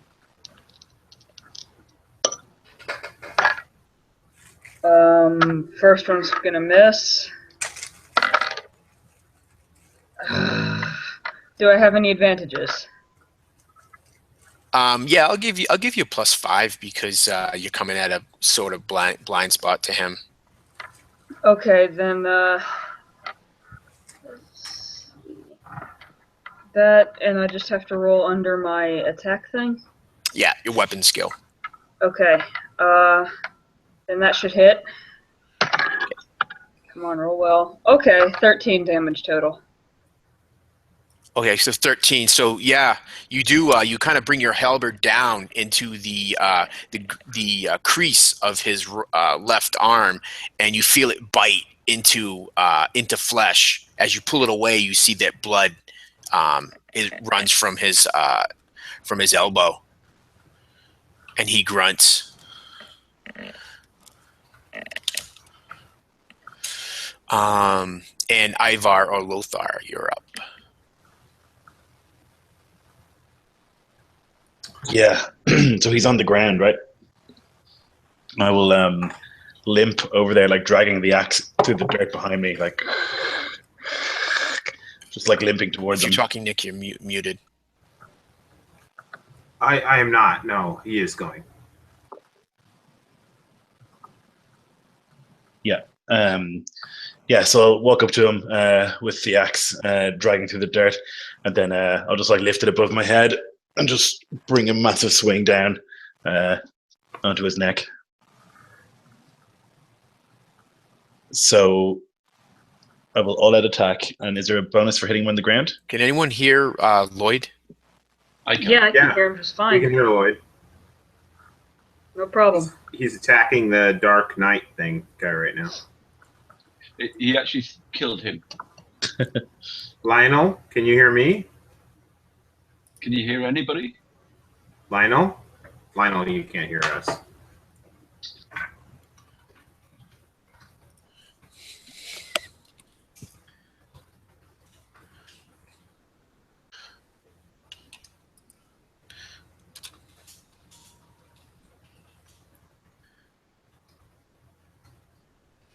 Okay, I'm gonna roll my dice, and then when he comes back, we can see what happens. Yeah, I'll take over. There we go. I must have You got turned it? down. Yeah. Okay.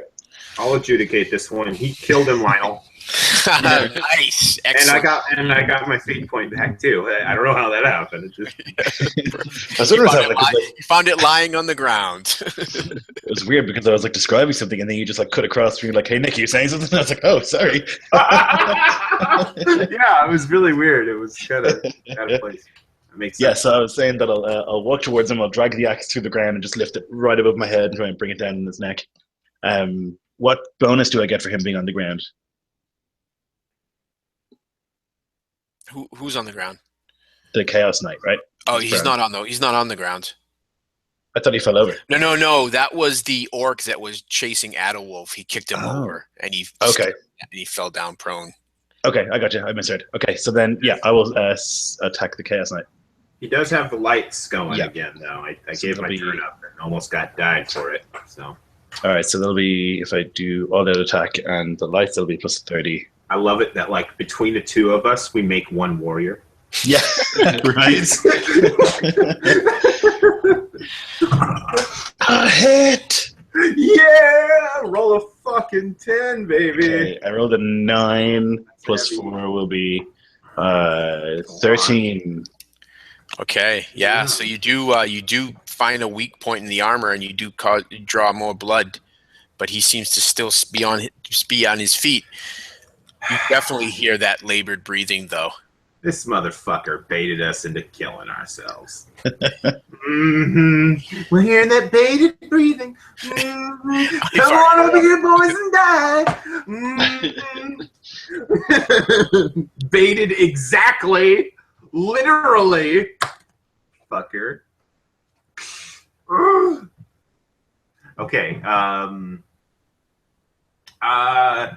Okay, so here, I'm going to use. I'm going to keep my concentration on my spell, but I'm going to use one of my fortune points. Apparently, it can give me another half action to move away. So I'm going to like cautiously back away while maintaining the blindness by using a fortune point. That's cool. Yeah, that'll work. And then, you just hear from behind you, "Be careful, you fool." Right. Perfect. And so, Adderwolf, you hear the orc that you had kicked over getting back to its feet, and you hear it scrambling up the path after you. And you see it round the corner on that boulder. And let's see. Yeah, the way its head's moving around, it hasn't seen you yet, and it's kind of working its way around this boulder, back up towards where it believes the path you went. And right, and oh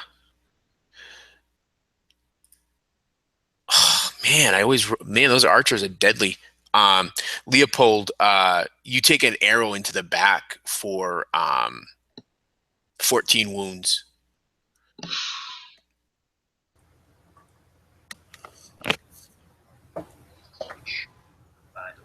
How much of that can I soak? You soak your toughness bonus, which is your TB, and any armor you have in that location. What location? My back? It'd be your torso. Okay. I'm not. Typically, I would flip the dice, and that would be a headshot.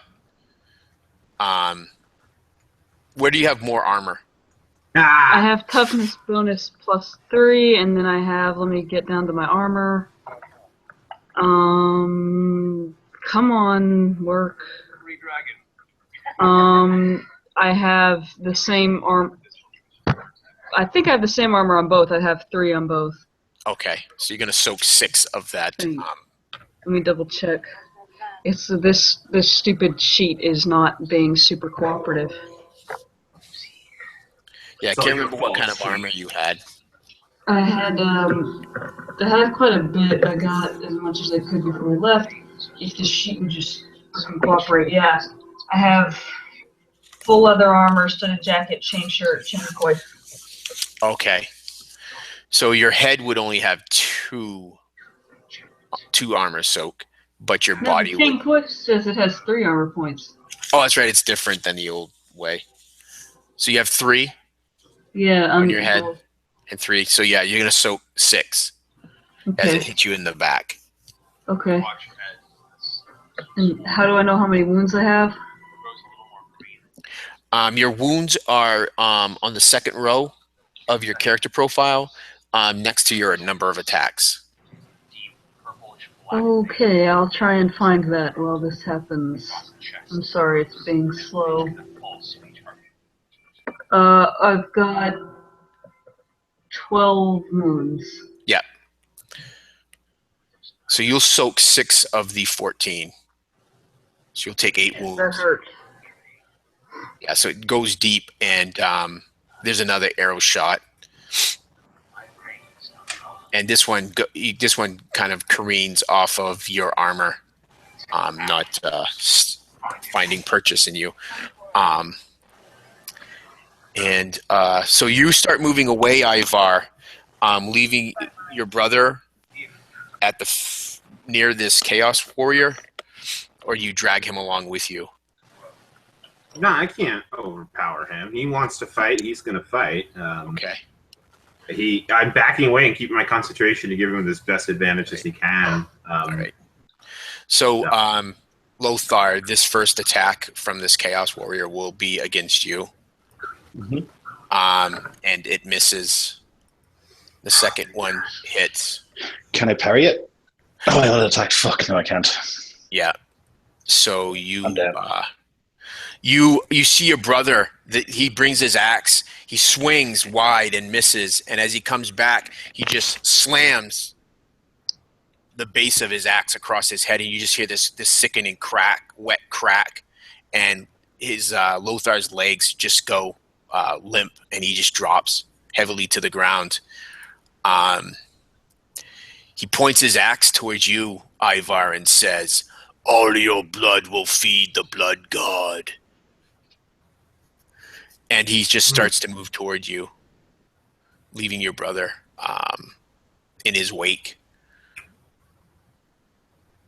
And Okay. Adewolf, you are up. Oh. Okay. Adelwolf. Oh. Okay. Adelwolf I just figured he would do more than 8, but just in case. Oh no, he does not. He does. He does 9. Okay, yeah, then I'm down. Yeah, because he would probably power attack you at this point, which would increase his damage by 1.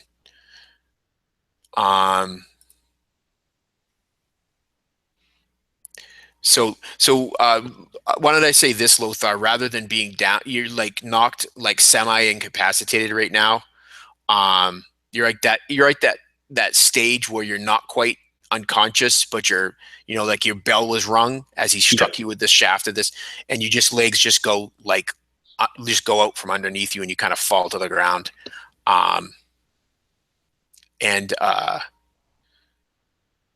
Adewolf, would be your turn. Adelwolf, realizing he's not able to outdistance or save his Baron, these others are going to catch up on him. He hides the Baron in some bushes and then then runs away to lead the orc away from where the Baron's been hidden. And I'm going to lead him, just try and run and see if I can outrun him.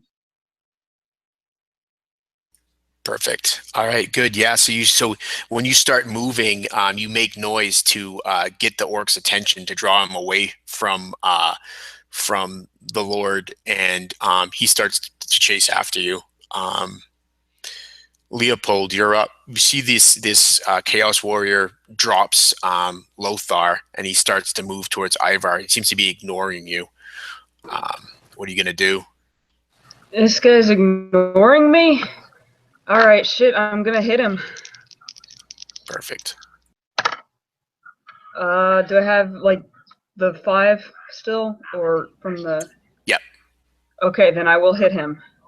And actually, what did I give you guys? +10, right? Because of your Oh, magic? +10, I absolutely hit. Yeah. So that's gonna be 8 total wounds for the first attack? Yeah, you strike into him with your halberd, but he keeps walking towards Ivar. Make your second attack. 16 on the second, that totally hits. I don't know why I'm telling you. And 8 again. Yeah, so you just kind of you're just hammering on this guy's back with your halberd, and it's cutting into the armor. It's denting his armor, but he just keeps going. And then I'm gonna try and get some degree of cover from the arrows. All right. Yeah, so you kind of move into the rocks to try to give yourself some cover. So you'll have half cover as you do so. Do I have any kind of poultice or? If it's not on your character sheet, you don't. I know that Ivar and Lothar do have some poultices. We did. Yeah, let me look. I probably don't, but let me look. Okay. That was your last one, right, Lloyd? Sure was. Okay, so Ivar, you are up. Oh shit, I should have been doing 1 more damage on all my strikes. Because you have strike to injure? Yeah. Okay, yeah, And so you do plus some 1 with melee weapons. Yeah. How is this fucker looking? Like, can I see? He's So, looking down? Yeah, he's looking beaten. I mean, he's you can hear as he's drawing closer to you, you can hear him drawing breath in, ragged breath, and his steps are hindered, and you see blood is still kind of seeping from the wound your brother gave him into his leg. You also see blood seeping out of the wound to his left arm, given to him by Leopold. You think it's determination, and Can I do what do I have to do to disarm or strike to stun? you just do those abilities in lieu of your damage. So you Oh make no, an attack. I won't do those in lieu of damage. Yeah, you do the attack roll as normal, but you would just, if you're successful, you would have that effect. You could stun them, and I think you roll a d10 for how many rounds they're stunned. Right, yeah, so I just add some more damage onto that guy from I have Strike Mighty Blow and Strike to Injure. Okay. Yeah, I already subtracted the extra damage. Sweet. Yeah. And Ivar, you're up. Back to my turn. Okay. Yeah. So seeing. So is my brother breathing? He appears to be he's not unconscious. When you look at him, he kind of think of someone like shell shocked. He kind of hit the ground, and his head's just kind of, his eyes are kind of rolling around. So he looks like he's dazed. He was dazed from that blow.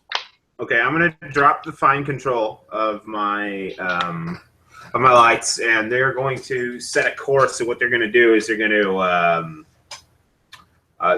kind of pull out and create a channel between he and I. So there's light, and then there's he and I, and we're facing off now as he comes towards me. And I'll look at him and I'll say, Ulrich will damn me to the grave this day, I hope. And then he begins to channel. I will channel. I will not succeed. And then I will attempt to cast, and we'll see if I can do that. It's gonna be yes, and I'll spin my hand around and I'll whip it around, and just as it whips, a dart's gonna go out, and I'm gonna shoot my dart straight into his throat for three more wounds.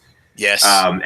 And if he's still moving, now with an aisle of light between us, I'm going to use my last fortune to give myself another half action and back away from him again. And I'm now trying to pull him towards me as I'm slinging magic at him and backing away with the lights now creating a corridor of battle between us. Your dart strikes at his gorget, and he's just kind of it staggers him, and he releases his axe with one hand, and he reaches up at his throat, and you hear him try to draw in breath as your magic impedes that. You see his legs kind of wobble a bit as well. Seem to be fairly effective. Am I unconscious? Can I act or? Yeah, you're yeah. I will. Well, I was just going to say this, Lloyd. So you can act, but it's kind of think like old school, like 3.5 or Pathfinder, where I'm sorry, I said the PF word. So if you're like at 0, you can take an action, but you just can't take the attack action. Okay. So you can stagger up to your feet, as you're shaking off this daze. Yeah, I think Lothar is so determined to bring this. Oh no, you muted yourself. Yeah. Oh, that's weird. Yeah, he's on the ground and he's just desperate. He's reaching out towards the lights where you can see the bulky form of this armored monster. He's just reaching, and he's now crawling and pulling himself through the dirt, grabbing tufts of grass and stuff, just pulling himself behind him as best he can. Perfect. Nice. So you would see that past this Chaos Warrior, Ivar, you would see your brother kind of dragging himself, maybe dragging his axe along too. Even in his weakened state, his faith is strong. So now it's the orcs. Are you still taking cover, Ivar, as you're doing this? No, he's walking backwards, trying to keep the Death Knight on him at this point. All right, so trying to fell him. He's got a bunch of spotlights on him, if that helps. You have earned a shot from one of the orcs with the bow. All right, let's do it. It misses. That's the other good. one's going to try to shoot the Leopold, who has partial cover. And yes, he's able to hit you. You take just 6 wounds. So you soaked all of that, right? Yeah, I soak all of that. Yeah. So the arrow strikes in, but it doesn't pierce your armor. Gets trapped up in the chains of your links from your hauberk. Cool. And so the Chaos Warrior comes at you in a final desperate plea to end your life, Ivar. And it attacks you twice. And that will hit you. And the second one will miss. So you take 7 wounds. Okay. So you still up? No, God, no. I'm at -4. Okay, yeah. So you see him drop your brother, Lothar, and Adolwolf, it's your turn. Are you still leading this orc away? You can still hear the sounds of fighting behind you. I'm concentrating on the orc. I don't know what's happening back in the camp. I sort of run through some bushes, and as I do so, I swing my sling bag off my shoulder and pull out an animal trap, a bear trap, and lay it for the orc that's following me. Okay. Just give me... so you must have a tracking skill, right? Or a survival skill? Yep. Just give me a survival roll as you're doing this.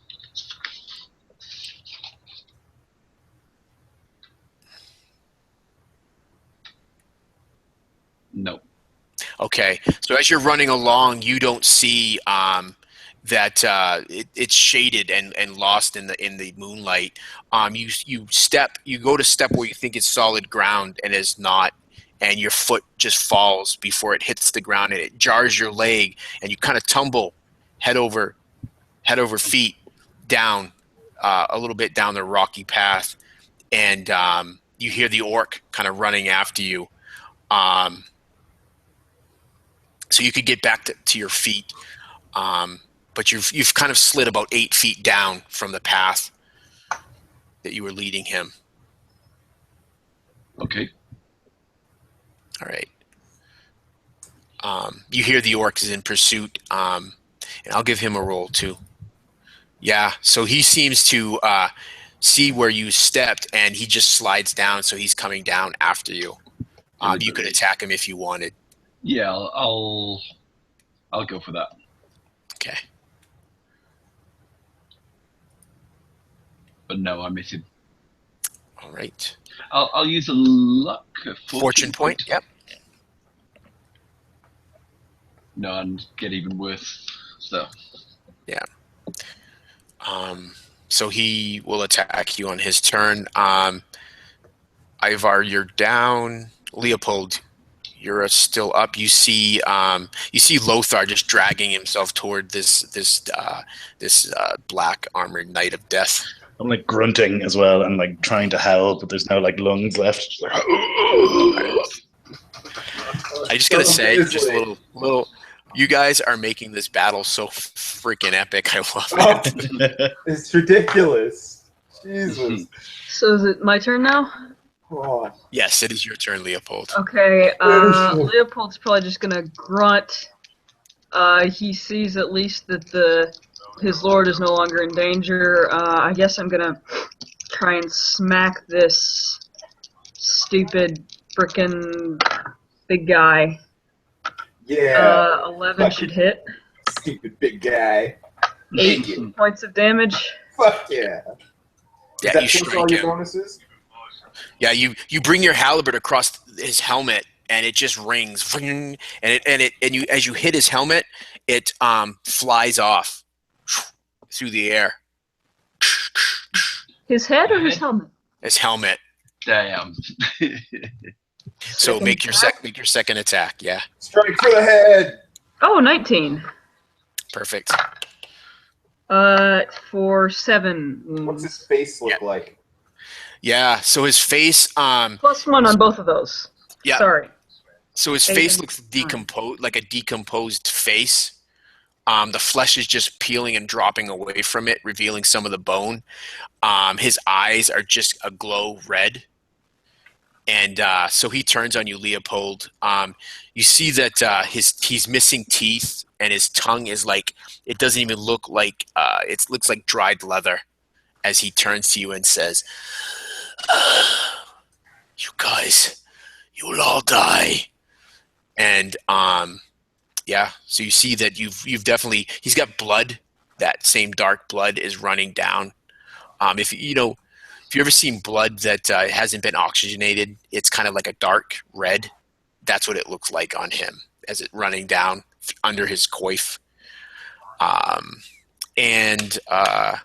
So you bring yourself out of cover, so you'll get shot. Wait, do I bring myself out of cover? I've got the halberd. Oh yeah, if you're gonna attack the Chaos Warrior, you would have to come out of cover. Can I dodge back in with the rest of my movement for full round? I'm sure. Yeah, she hit him twice. I'm sure if you would give you, I'm going to give you an attack on you as you pull away from him. If I pull away, he get an attack? Yeah. Is that probably the better move because they've got arrows at me? It's up to you. What you can do is I'll give you partial cover if you try to. You know generally where the arrows are coming from. Oh yeah, then I'll move around him. Yourself around so you could kind of use him for some cover. Oh yeah, I'll absolutely do that. Okay, cool. So yeah, that's a miss and a miss. So yeah, so the arrows fly wide as they're trying to hit you, but not hit their master, and the Chaos Warrior will attack you. He's no longer blinded, and you block him with your halberd, and he strikes you. Can I parry? You can parry.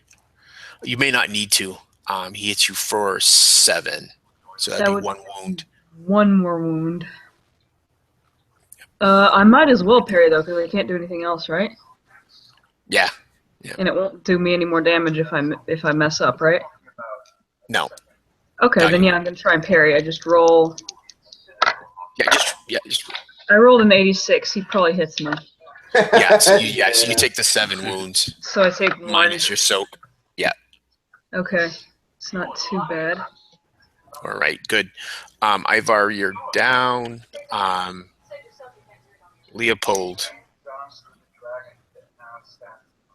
Wait, did we go?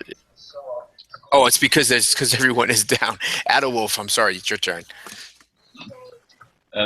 Streaming blood out of his head wound, he turns on the orc and just he's at the bottom of a. He can do nothing except attack. There's no other option, is there?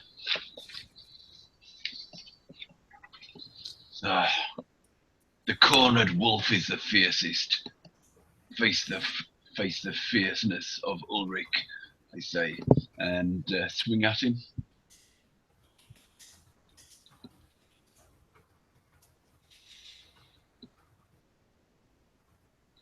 So that's 18. Yep, that'll hit. And my damage is 5, 6, 7, 8. All right, he's going to try to parry that. He does not. So yeah, he's going to take the 8 wounds. Yeah, so you cut pretty deeply with your axe. Oh shit! And I imagine you're just going to stay there and The wolf bites. perfect. All right, Leopold, you're up. So yeah, I rolled that toughness check and I succeeded. If that's Perfect. okay.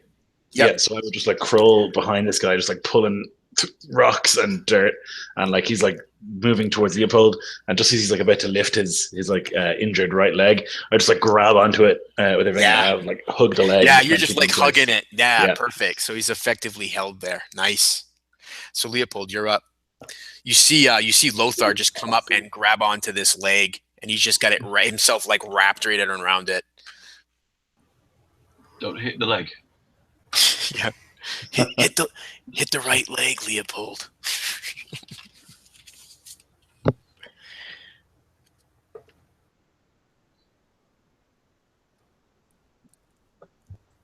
Leopold. there, Leopold. God damn it. Jill, are you there? Did we lose Jill? It looks like she didn't say anything, but there she is.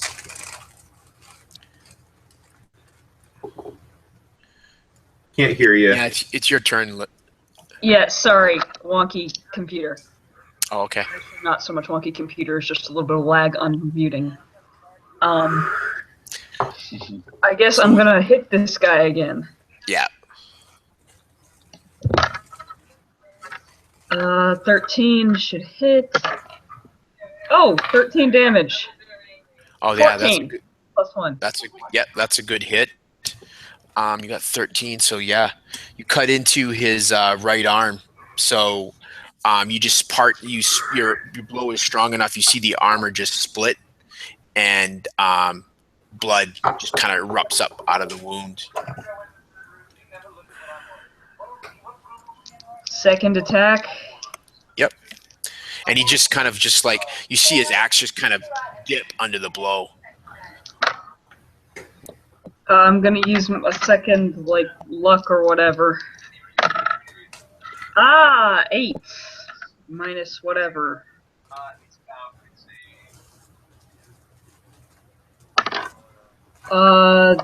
13. Right. Good. Yeah. So what you rolled an 8? Let me see where that hit. Yeah. So you strike his head, and your halberd cuts into his cheek, and you just see that black blood come down, and you actually cut down into the bit of his chin, and he kind of falls back, And let me give him a roll to see if he stays on his feet. Oh, he does not. You see him just because Lothar's hanging onto his right leg. He just falls back over you, Lothar.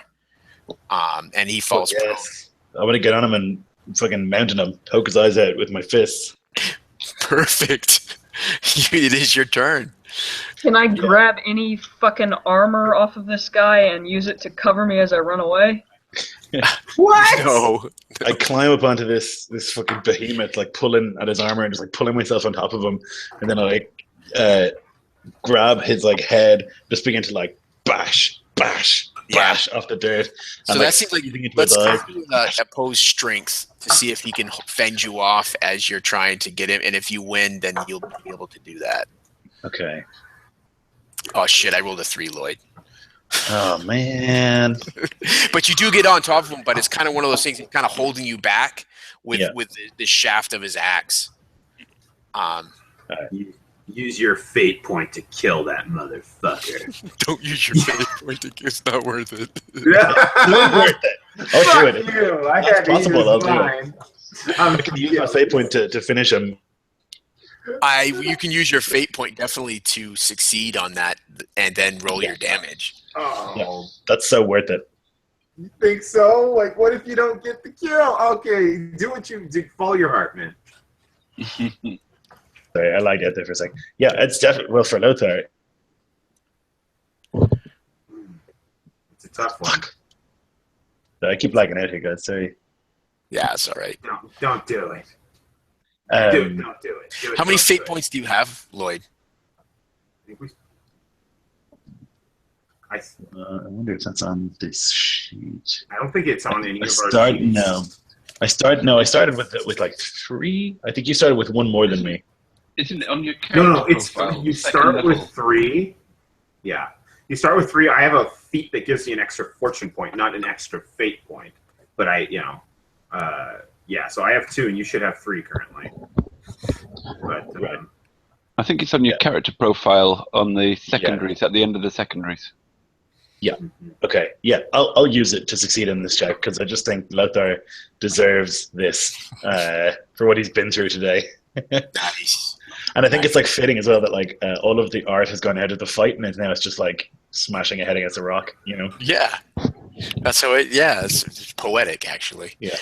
So you he gets his axe up, and then you just kind of you get this just burst of strength, and you just throw it aside, and or you throw his arms up as you reach down and grab onto him. And I don't want to steal your thunder. Describe to us how you brain this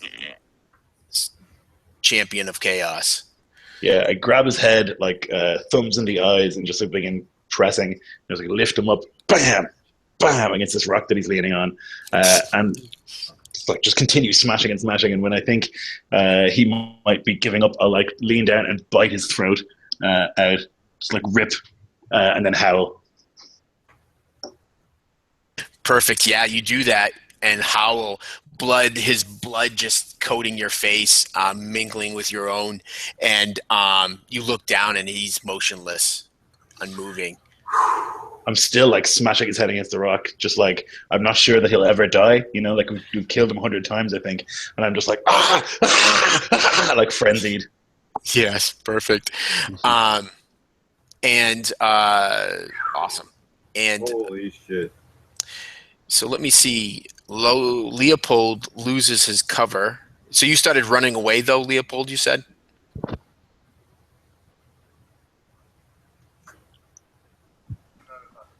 Yeah, I'm running away, basically.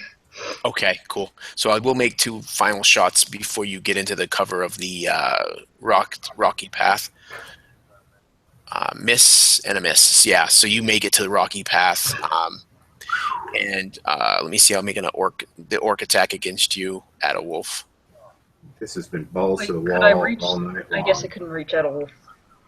Now you don't even know where Adolwolf is. He's like so far. He's much further up the path, and he's actually slipped off the path up Right. out of sight. Oh You wait, did know. shit! Is one of my companions down? Yeah, you run past the body of Ivar actually as you're making your way towards the. Yeah. Great hired gun you were. Done. I'm a servant of the Lord, and my concern is getting him to safety.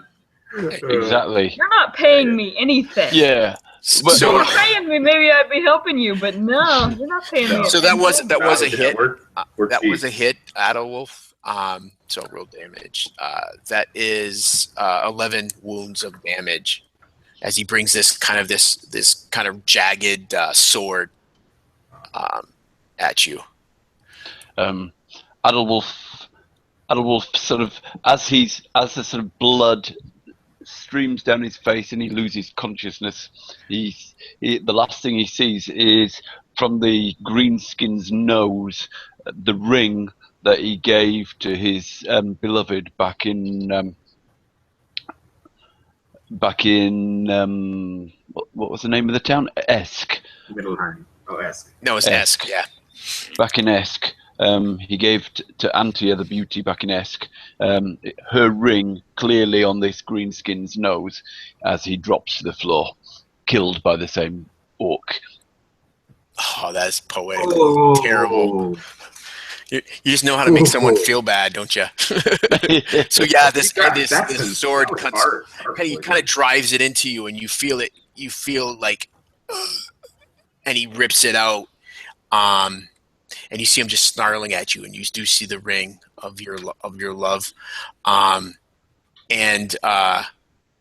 So Leopold, you're running up the path, and as you do so, down below, you can hear the scrambling, and Lothar, as you're kind of standing, laying victorious across this dead Kraos warrior, you see the blackened shapes of the other orcs returning into the campsite, and immediately they see the devastation you've laid upon their master, and they begin to close in on you and your brother, Ivar.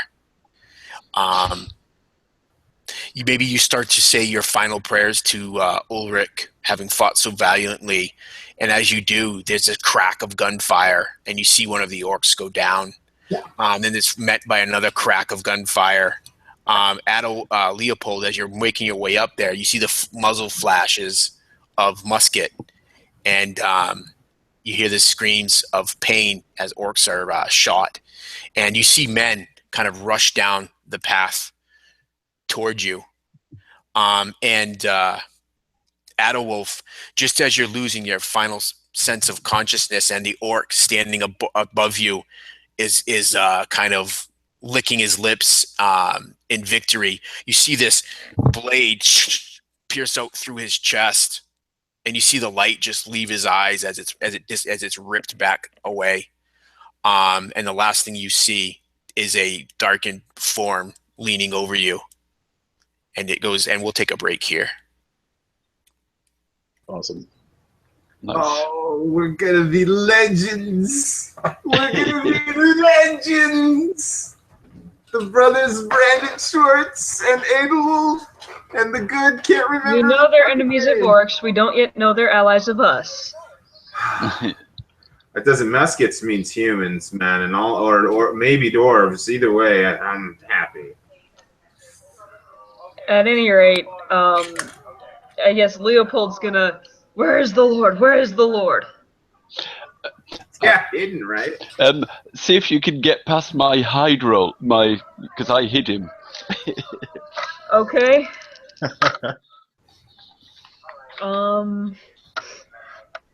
61 minus. Let me find it.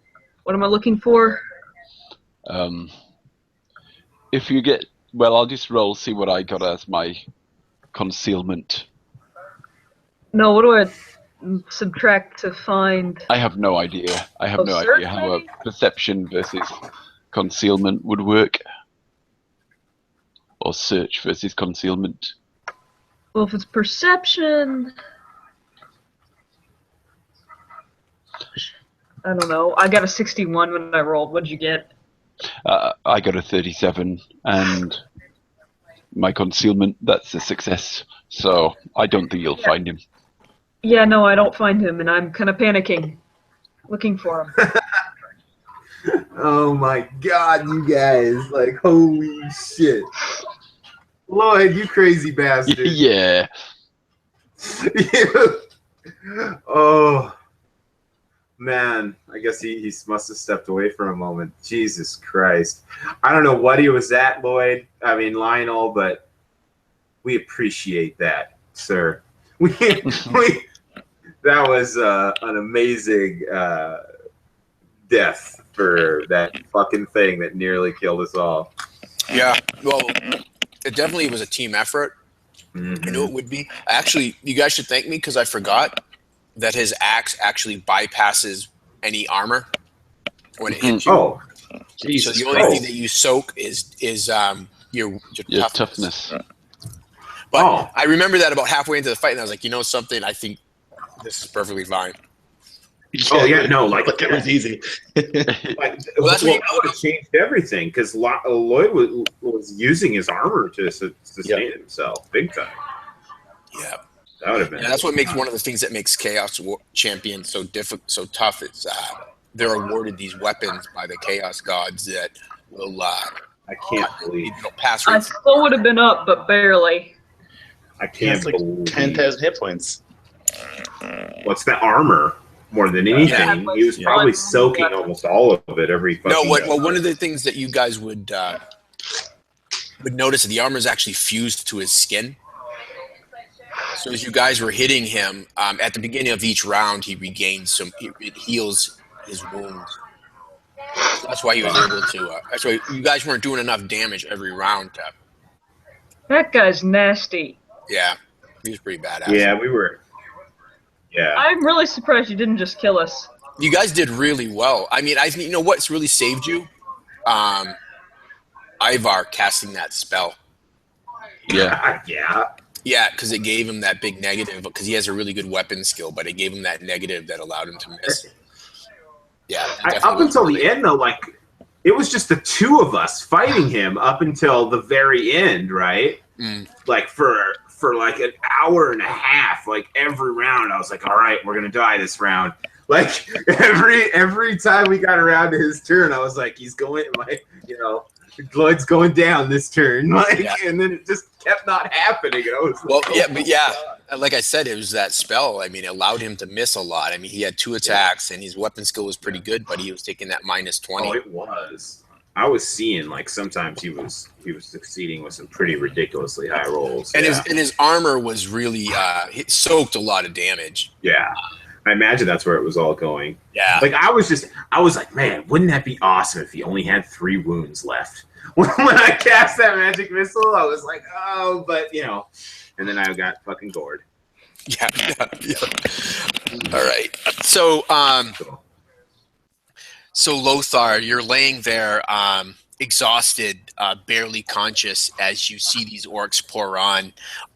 Like I said, you're saying this final prayer as you hear these guns I'm as like, these orcs roll in.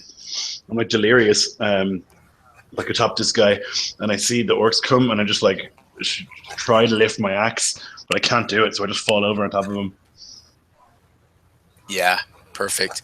As you're moving your way up this path, and the gunshots start, Leopold. This one cloaked and he has a hat upon his head, comes up to you and says, "I seek the priest of Ulrich named Lothar. He travels with you." I'm just gonna point down the path. Yeah, he doesn't even wait. He just pushes past you, and as he does, you see him pull out a pistol, and he just fires into an orc that's running into the clearing. Oh shit! And I know who the that last thing you see, Lothar, before you finally fade into the darkness, is you see that of your friend, one you've drank with many times. Oh shit! The witch hunter Gunther. Oh man, nice. He runs up to you, and you hear him. You kind of, it's kind of one of those things where like you see him mouthing your name, but your ears are just like there's a ringing in them, and then you fade into Nice. black. Awesome. When you awake later, Ivar, you hear the murmured sounds of voices. You feel across your chest, you can feel the tight bindings of bandages, the aches of your wounds. Mm-hmm. Yeah, I feel like almost like still in the battle. As Ivor awoken, he would like his hands would have sprung forward, and a little crackle of that red energy would start to course over his fingers, and then he would wince in pain from that exertion and realize that he's not in the battle anymore. And he would start to breathe, but he would have cried out, spell words, shrill and uneven. So if anybody was in the direct vicinity, they would have been alerted by that. Yeah. And then, he kind of just breathes deeply, looks around. Yeah. So yeah, you hear a voice say, "Calm yourself, wizard." And you look, and there's several men kind of sitting around a small fire. As you kind of peer around, you are immediately relaxed. I look. Do I see my brother? Do I see Ulfric? Yes, I was going to say you are immediately at ease as you see your brother himself properly bandaged and seems to be resting nearby to you. You also see the form of Adalwolf, and you see Leopold sitting with these men around this small fire.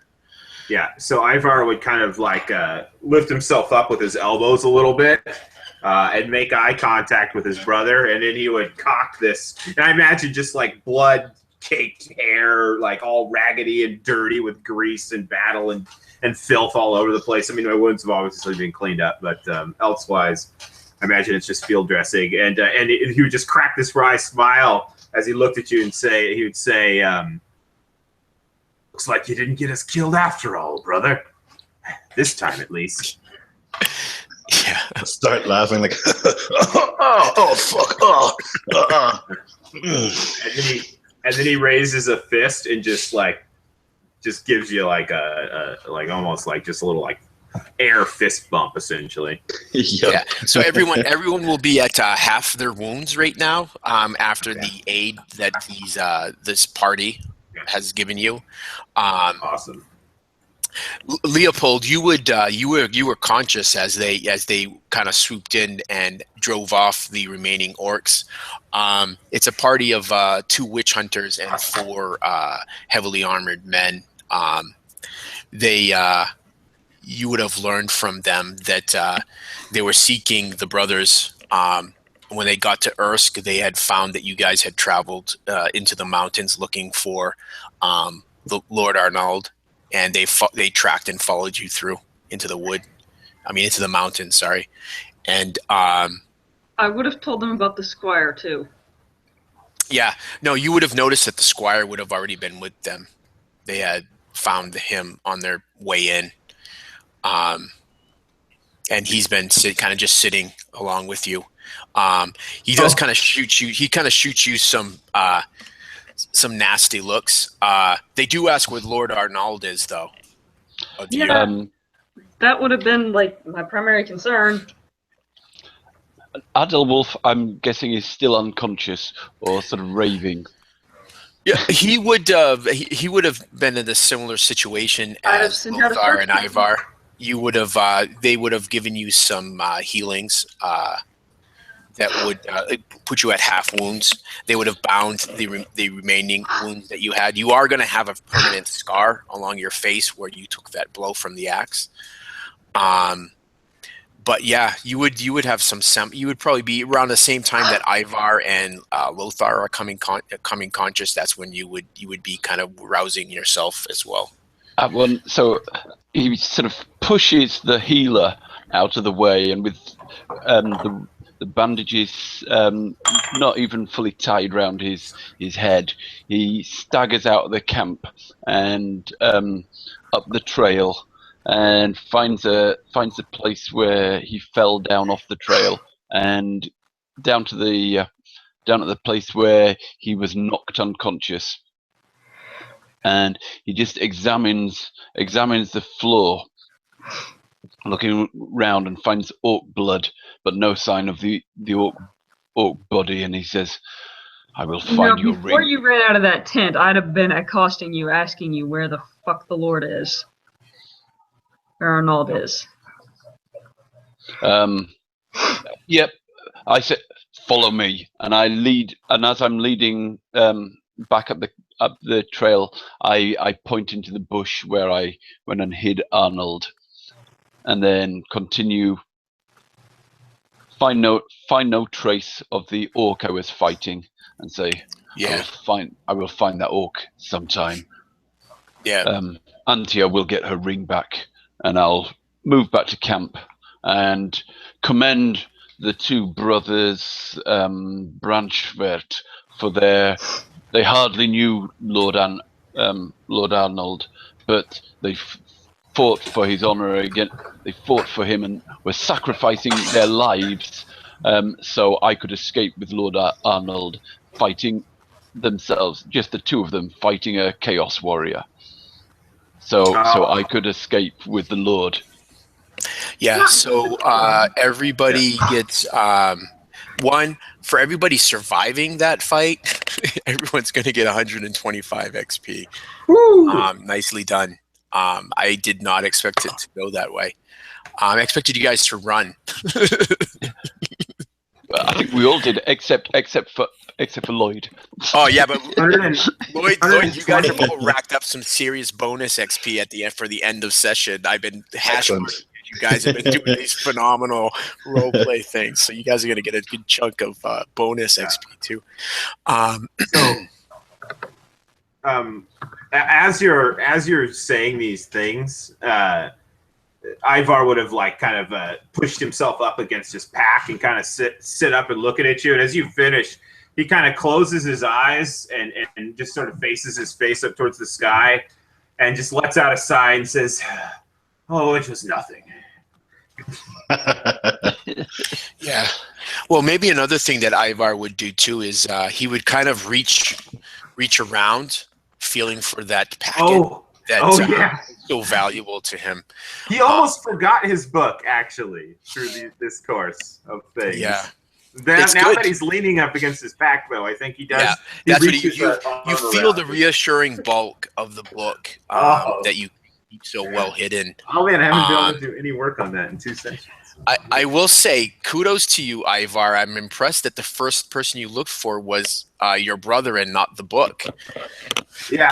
Oh yeah. No, it has totally both me as a player and the character has been distracted from this book.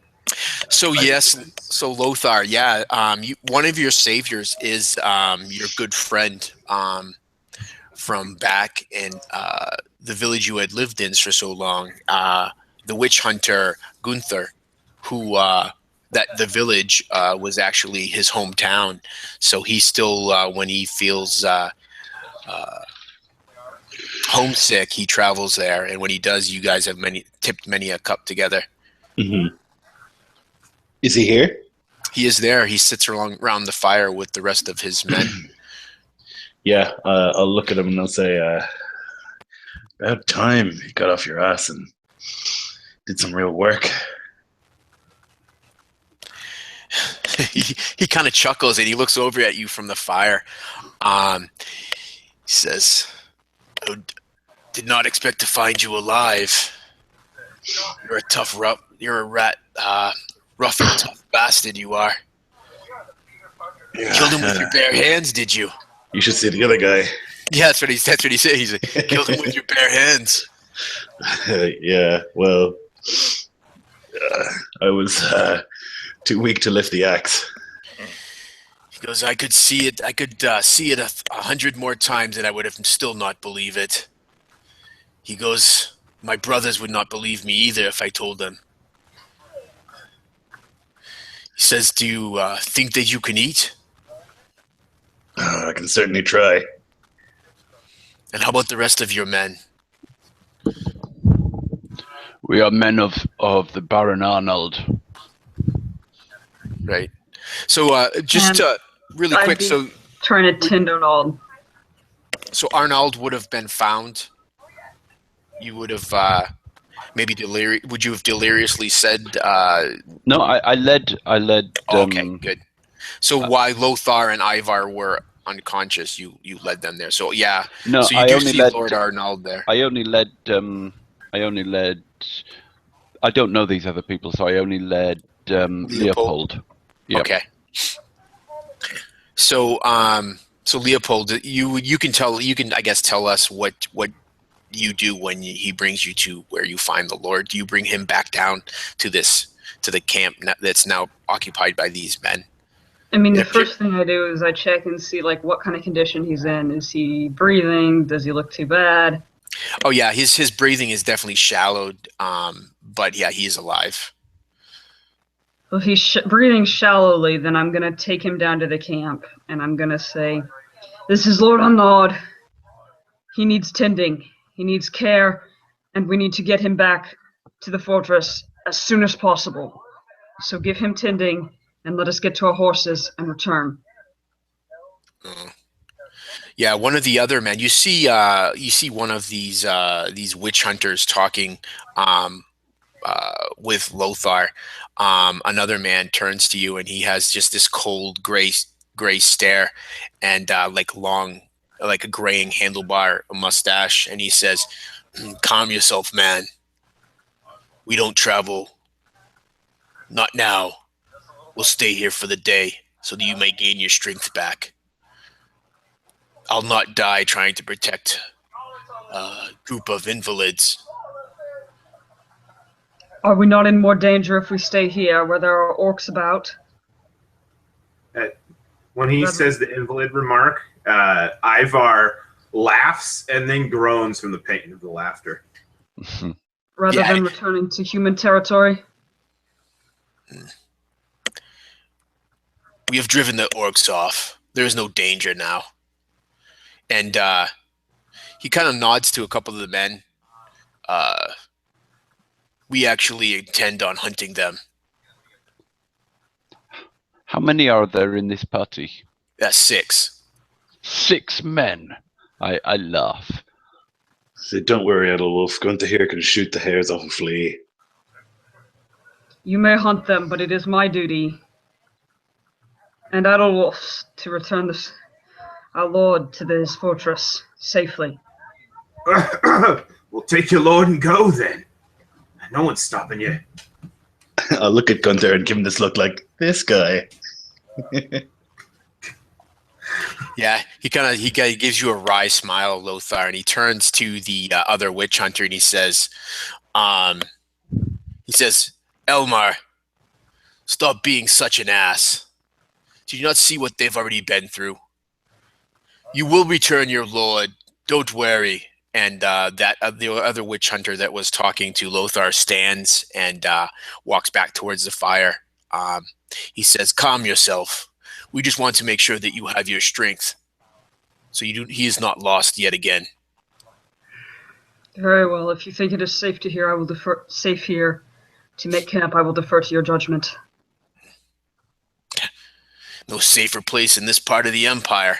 And all the men kind of around the fire just start laughing, and you just see that Lord Arnold's squire.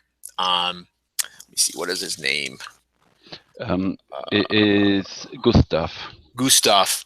You see him. He's just sitting beside Lord Arnold when he's returned to the camp. But you're not. It's not missed on you that the looks that he shoots you guys. Mind you, I'm not the one who hit him over the head. No one hit him over the head. I don't think anybody hit him over the head. I think you guys just... sleep spell. It was a sleep spell. Right. That was not my doing. He doesn't know. He knows that he woke up hogside. Right. So you guys spend the rest of this day. It's early morning when you guys awake, Lothar and Ivar, and you spend the rest of the day and evening convalescing and regaining your strength. Everyone will gain another wound back. And is that enough?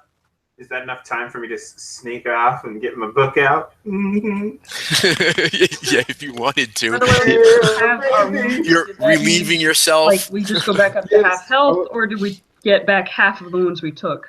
Just one more wound back. One wound. Yeah. No, when you said it the first time, like you get half your wounds back, half the wounds we have, or half. Yeah. So if you have 12 wounds, you got 6 back. Huh? If you had 12 wounds total, then you would have gotten 6 back. Okay. Yeah. Then I'm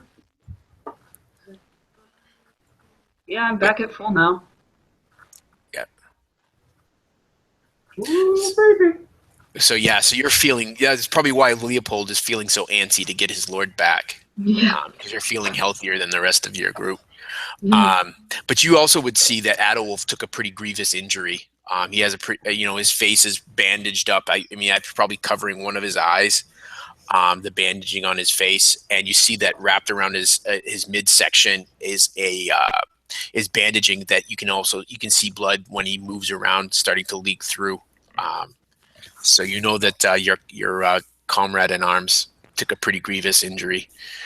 Leopold who is cares about me? It's the priest it's who Arnold. just slew Yes. the Chaos Warrior, like with his bare hands, and like the stubborn bastard who refused to go down even though he wasn't wearing much armor. That was definitely epic as all shit, for sure. Holy fuck. He'll, treat him respectfully. Just Yeah. on all.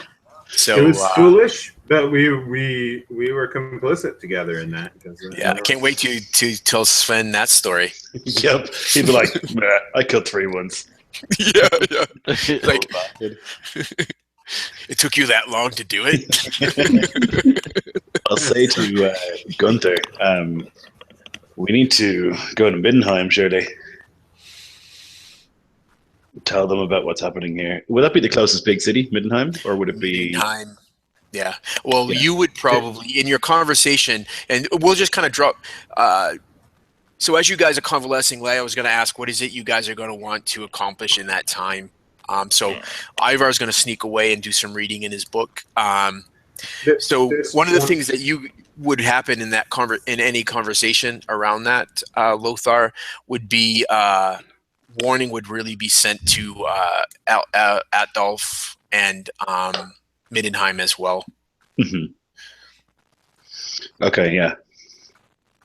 Yeah, and you would learn from Gunther that he learned of your travel to Esk when he returned from his trip, and having had warning from his I don't know what it would be called, a brotherhood of witch hunters. Order? Order, yes, order of witch hunters. He would head north. He headed north quickly to try to catch you, and hopefully prevent you from what actually happened. But so he would task you guys with returning the Lord Arnold to Esk. And he would say that he and his brothers would continue to track the remaining orcs. I turn to a witch hunter and say, since when does a witch hunter give commands to a lord and a baron of these places? I'll laugh. I take commands only from Arnold. And I'll look at Gunther, and I'll look at Adolf, and I'll look at Arnold, and then I'll look at Adolf again, and I'll say, with the witch hunters, our Sigmar's will made manifest. I'll just look to Arnold to see how he reacts. I take my commands from the Lord, not from these witch hunters. Yeah, so he's been convalescing as well, and he's returned to consciousness through by about midday. So as this conversation plays out, he would just kind of nod to you, and it would be the nod that say, "We'll listen to these men." You notice he's still weak. You would find, in talking with Lord Arnold, that they were set upon by that band of Black Orcs and the Chaos Warrior, and overpowered quickly. And you would also learn too that his squire was true to his word.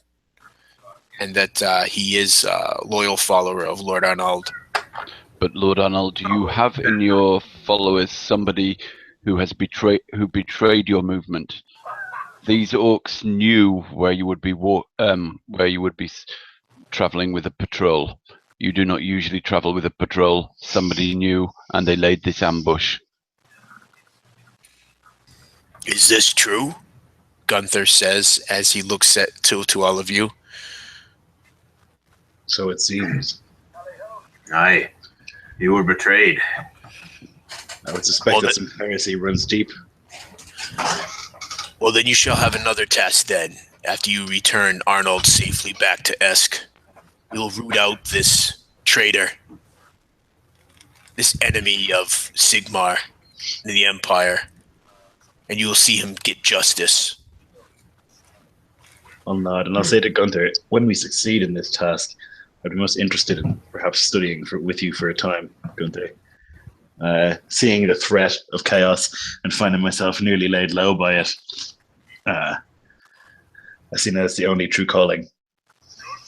Yeah, so he kind of leans in close to you so that he's out of earshot of the others. And he whispers to you, Lothar, he says, "The north burns. Chaos rises again. Sadly, I say, it'll be some time before we'll be able to do that." And he kind of pats your shoulder. He kind of sets a hand on your shoulder, and you see a look upon your friend's face that you've never seen in all the time that you've known him. You know, it's a look of worry and concern. Yeah, I'll say, all right, well, in a year's time, when we sit and flash for it, having a beer, you can teach me how to shoot a gun. If Sigmar wills it, it'll be sooner than that. And he stands. Now you must rest. We all go to our separate tasks in the morning. So, is there anything else that you guys would want to ask this group or Lord Arnold?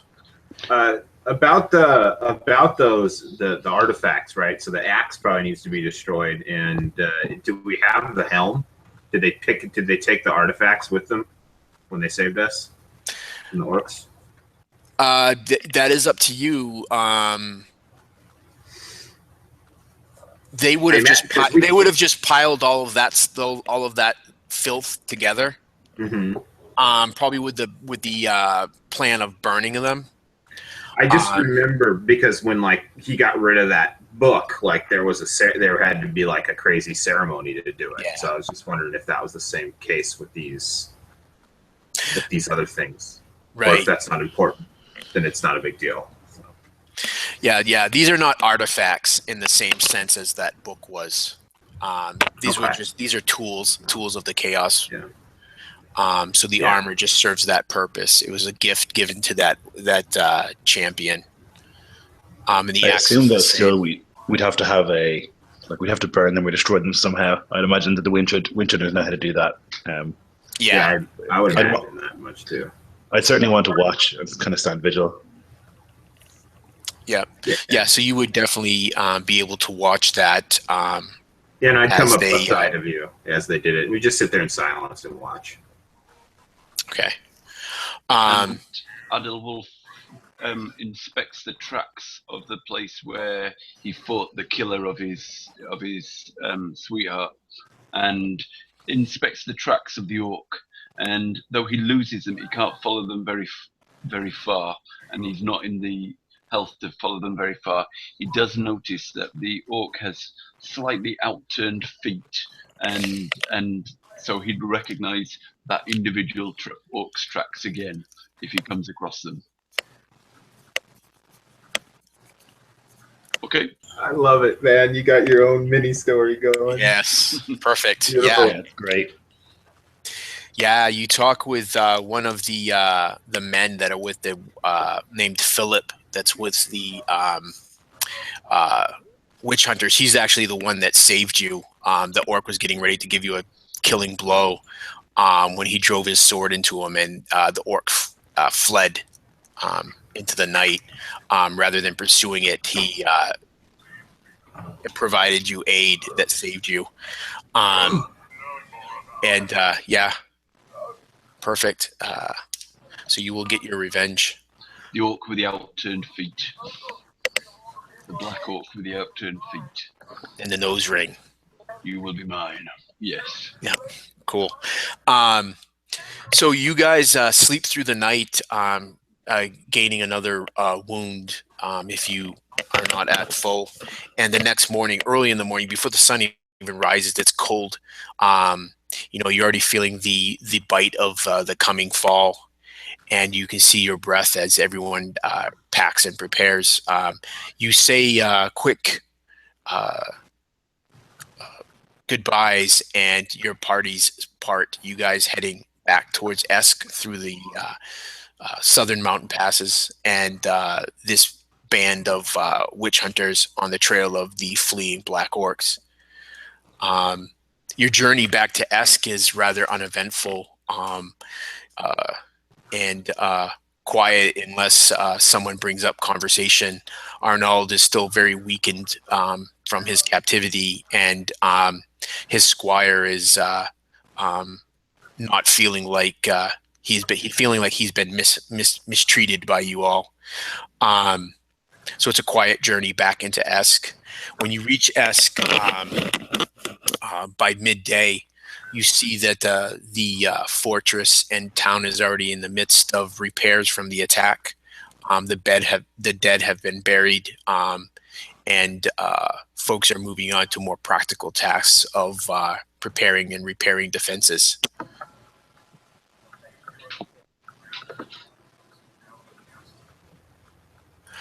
I will go to my keep. I thank you all, Arnold says to you all as you guys are just outside of the gates to the outpost. Have you lodging?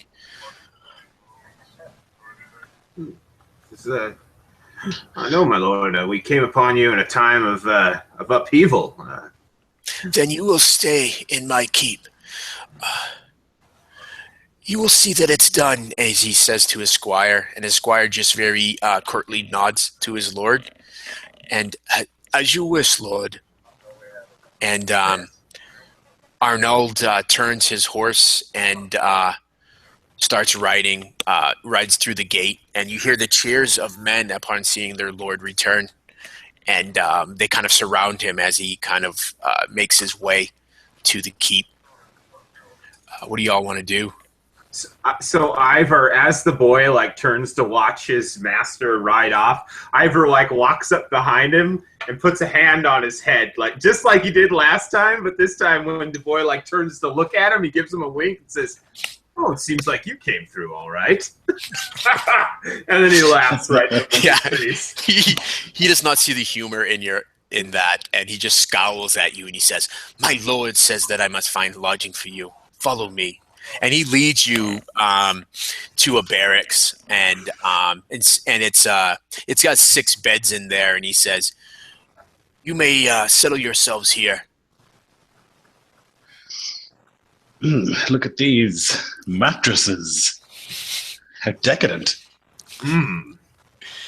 Just like back at home, right, brother? I sleep on a bed of stone at home. I can't wait for this. He just wonderfully, little man. He waits for a second longer, and he just kind of put out by that you guys aren't put out, and he kind of stomps away. What is it Adewolf and Leopold would do upon returning to your outpost? I mean, I assume Leopold would just find he'd be, I guess, trying to figure out what had happened, take stock, get a damage report, and find the inventory of the fortress, and then just return to his own, I guess, quarters. Perfect. Nice. And Adolf joins with his sort of his comrades in arms. He's not really one of the normal soldiers. He's more of a scout and a hunter. but there are a few that he drinks with, and with those he spreads the story of the two brothers Branchfert who were selling their lives fighting a chaos warrior, so Lord Arnold could escape. So they'd only been in the service for 1 day, 2 days, and already they were both willing to sell their lives, and building them up amongst the soldiers of the keep. Yeah, and it does. It spreads. It spreads quickly.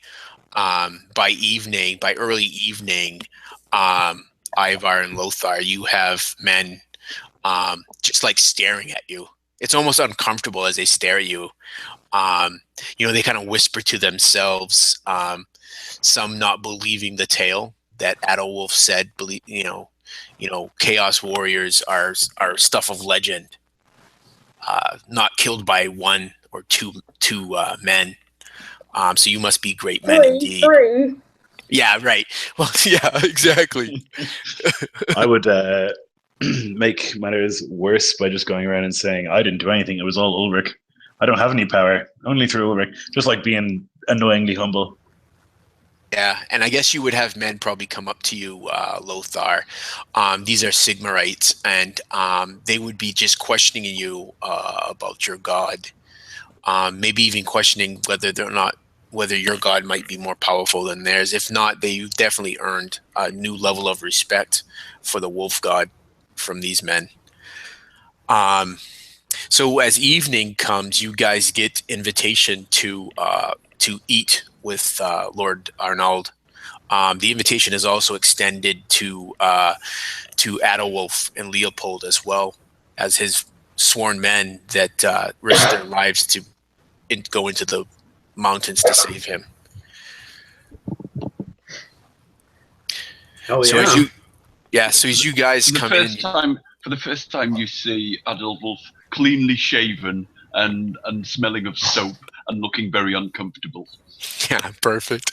Yeah, so you guys are brought into this keep of the, and when I say keep, it's really not. It's like a small bailey that serves as outpost and seat of power of Lord Arnold. It's very simple. Straw thrown across the wood planked floor. Table, large hearth, and so you're brought into this main feasting hall.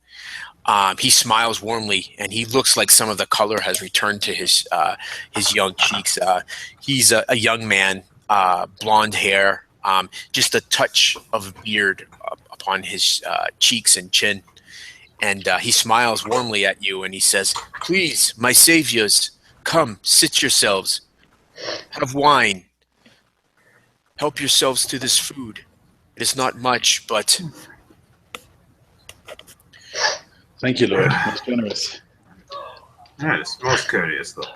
And you notice that Adolwulf somehow, whilst he's sitting at the table, still seems like he's actually standing at attention. His back is completely straight and stiff, and he's sort of not relaxed for a second.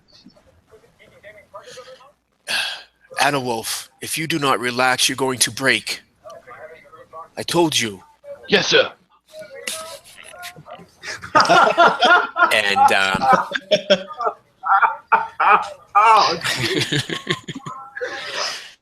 so, in the mountains, I heard whisper that I have a traitor. Yeah, and what was the evidence? I can't remember what it was specifically. Like, we discovered something that alluded to it. Yes, right? Remember when you were tracking?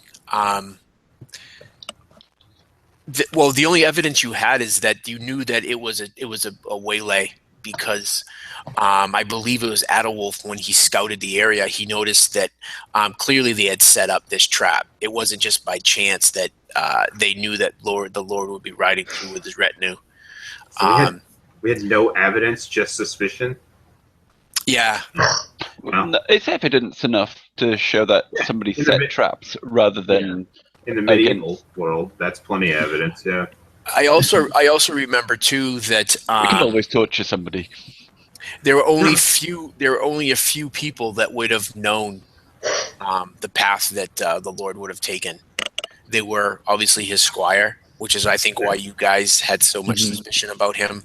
It would have been the priest Dietrich, who's the chaplain in the town and the outpost, and a gentleman by the name of Wolfhard, who is like not really like a chancellor or something, but he would be like the second in command under Lord Arnold. Seneschal. Yeah, Seneschal. Thank you. And another guy named Tizan, who is the master of the master of arms. I would be straight up as an arrow, just like no messing. Yes, it seems like you have a traitor, Lord. It's probably one of the following 4 people, and I'll just say them out loud. The people you just listed. Seeing as they're the only people who knew that you were going on this hunting trip, I would probably detain them for now, and then we can figure out later through questioning who's responsible. Yeah, as you say the squire's name, you hear this off in the distance, and standing in the corner of the dining hall is the squire. Oh yeah, I was hoping he was here. I know that it doesn't feel awkward accusing people of treachery. He just assumes that if you're innocent, then you're innocent, and if you're not, then you're dead. You know. I guess you'd probably get a glare from Leopold too for being so tactless. There's no time for tact. Yeah, Wolf God values survival, not manners. And I'll say it action. as I like pick up a piece of meat with my hands and just like.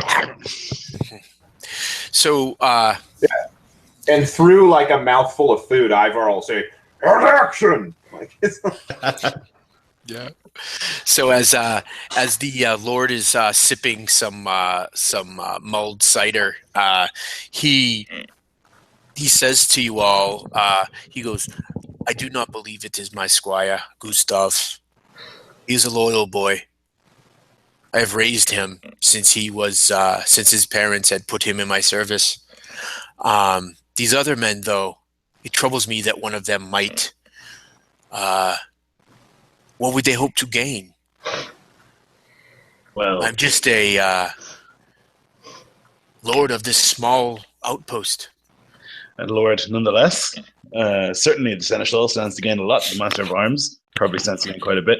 I don't think the Priest of Sigmar is likely, if he's a servant of the gods. I'll say with total bias. So anyone that is a native of the Reichland can give me a knowledge or history check. I've got knowledge down, but no number. All right. Is it checked? It's got a check next to it. Yes. Okay. So that's going to go off your intelligence. I've got knowledge and a number, but I rolled 100, so. Oh yeah. Straight intelligence.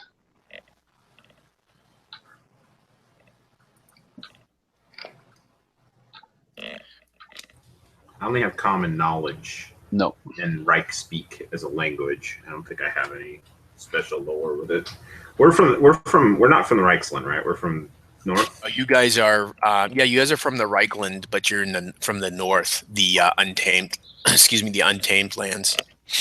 So are you asking for a common knowledge then? Or Yeah, like common. Common knowledge empire? Yep. Okay.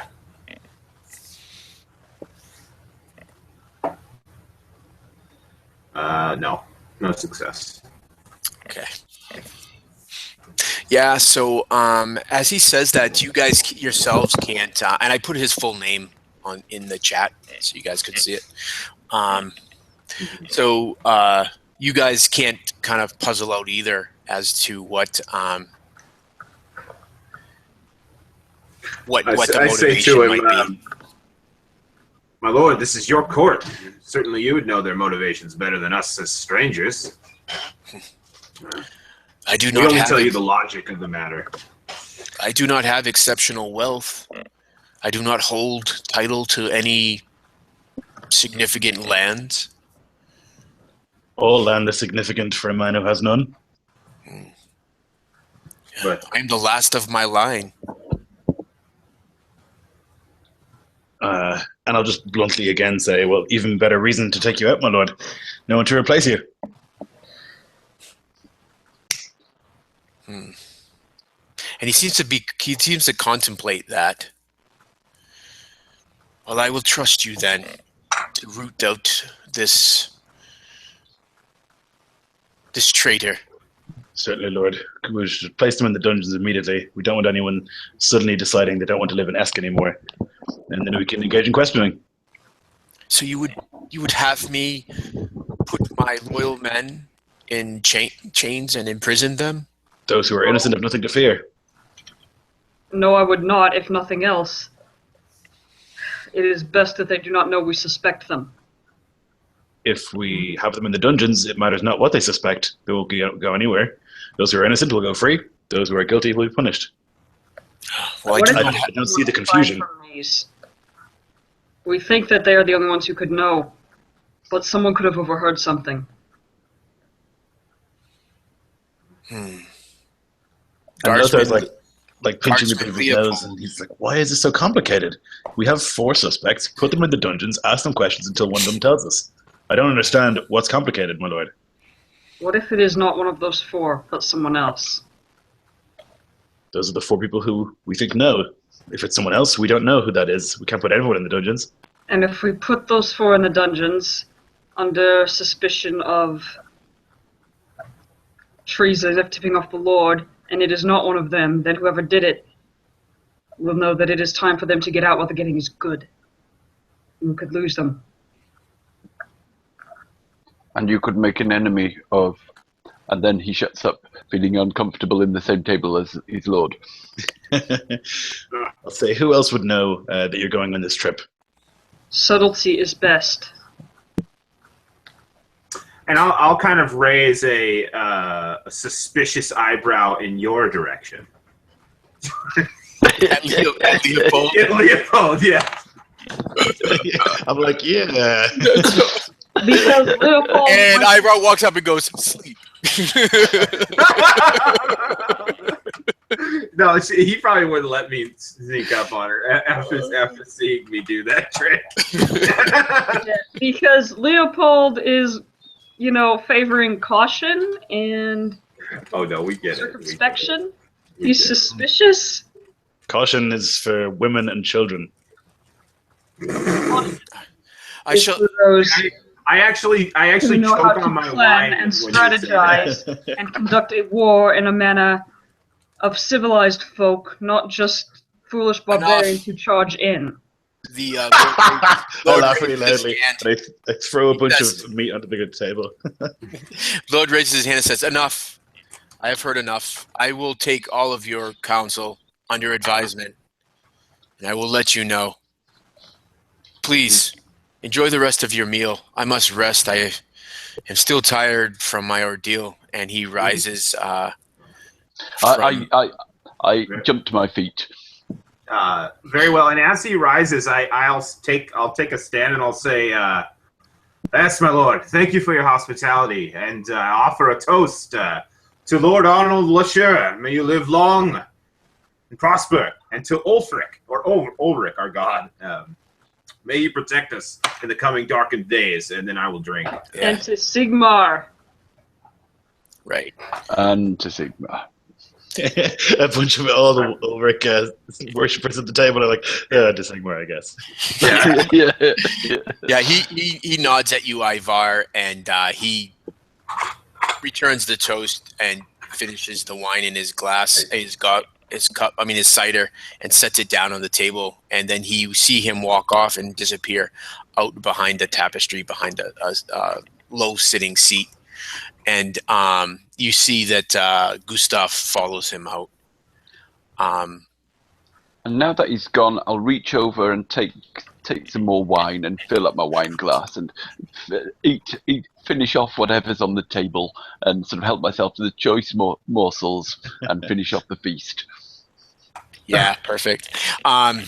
So you guys finish eating and drinking, and I'll be then chewing on a return. hunk of meat, and I'll say to Ivar, "No, we should talk to the we should talk to the priest. I think first." Yeah. Yes, I agree. And Leopold will eat slowly, moderately, and politely as befits a captain of the guard. Nice. Yeah.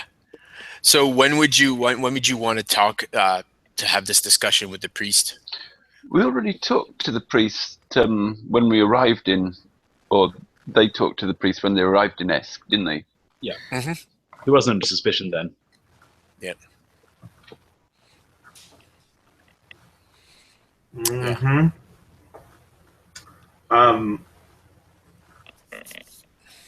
Shit.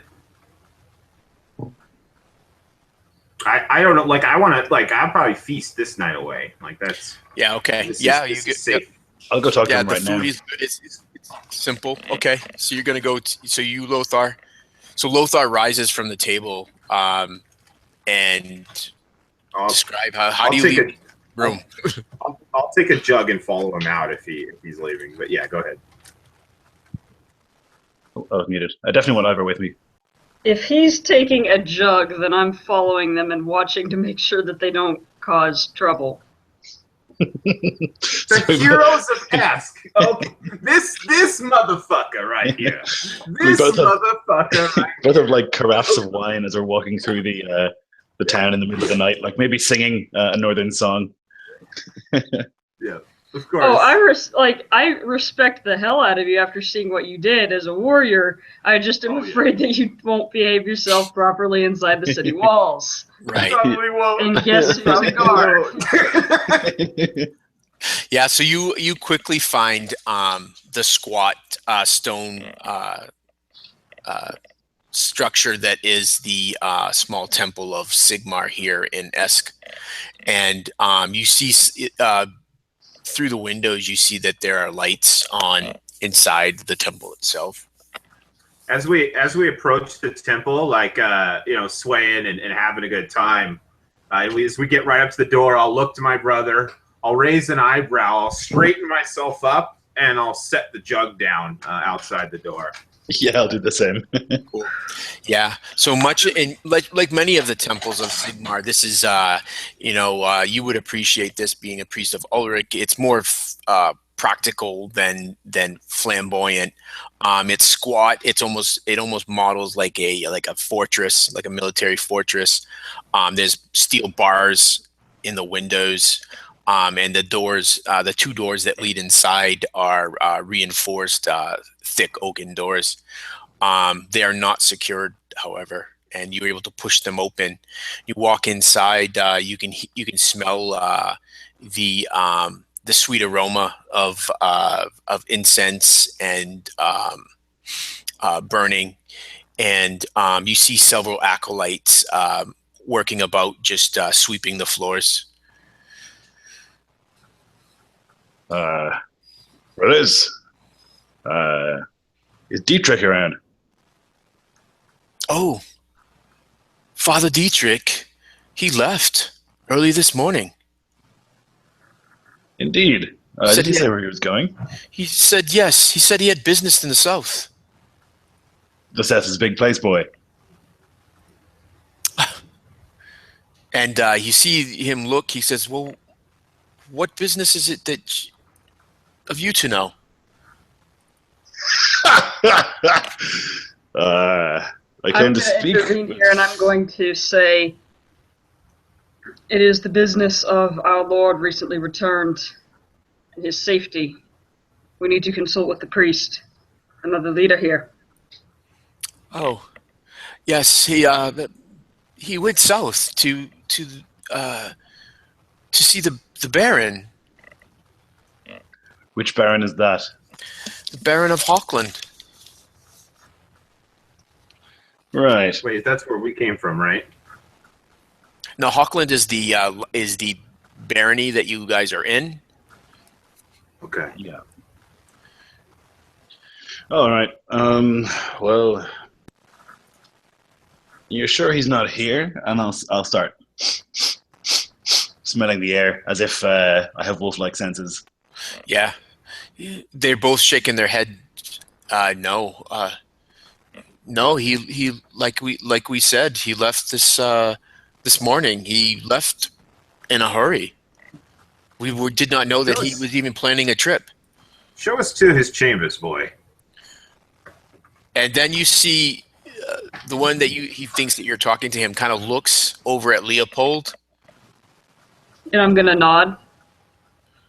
And seeing the Leopold nod, he says, "Well, follow me." And he leads you into the back of this this small temple, past a few of the other cells of the acolytes, to Father Dietrich's chamber. If we need to overtake him, I know Idlewolf can travel very quickly through the wilderness. Indeed. And he can determine whether he is really going where he said he has. Boy, how long ago did you say your master left? This morning. This would not be said in front of any of the acolytes, by the way. Oh yeah, okay. So Ivar, had you maybe you asked that before you guys went down to his chamber?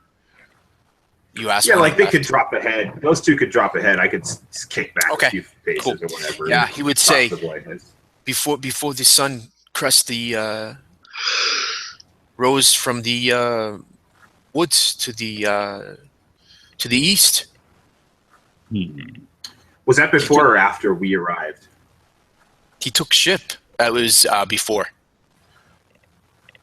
Okay. But we had been convalescing for a full day. Yeah. So if someone had gotten a message to him, it could have been there.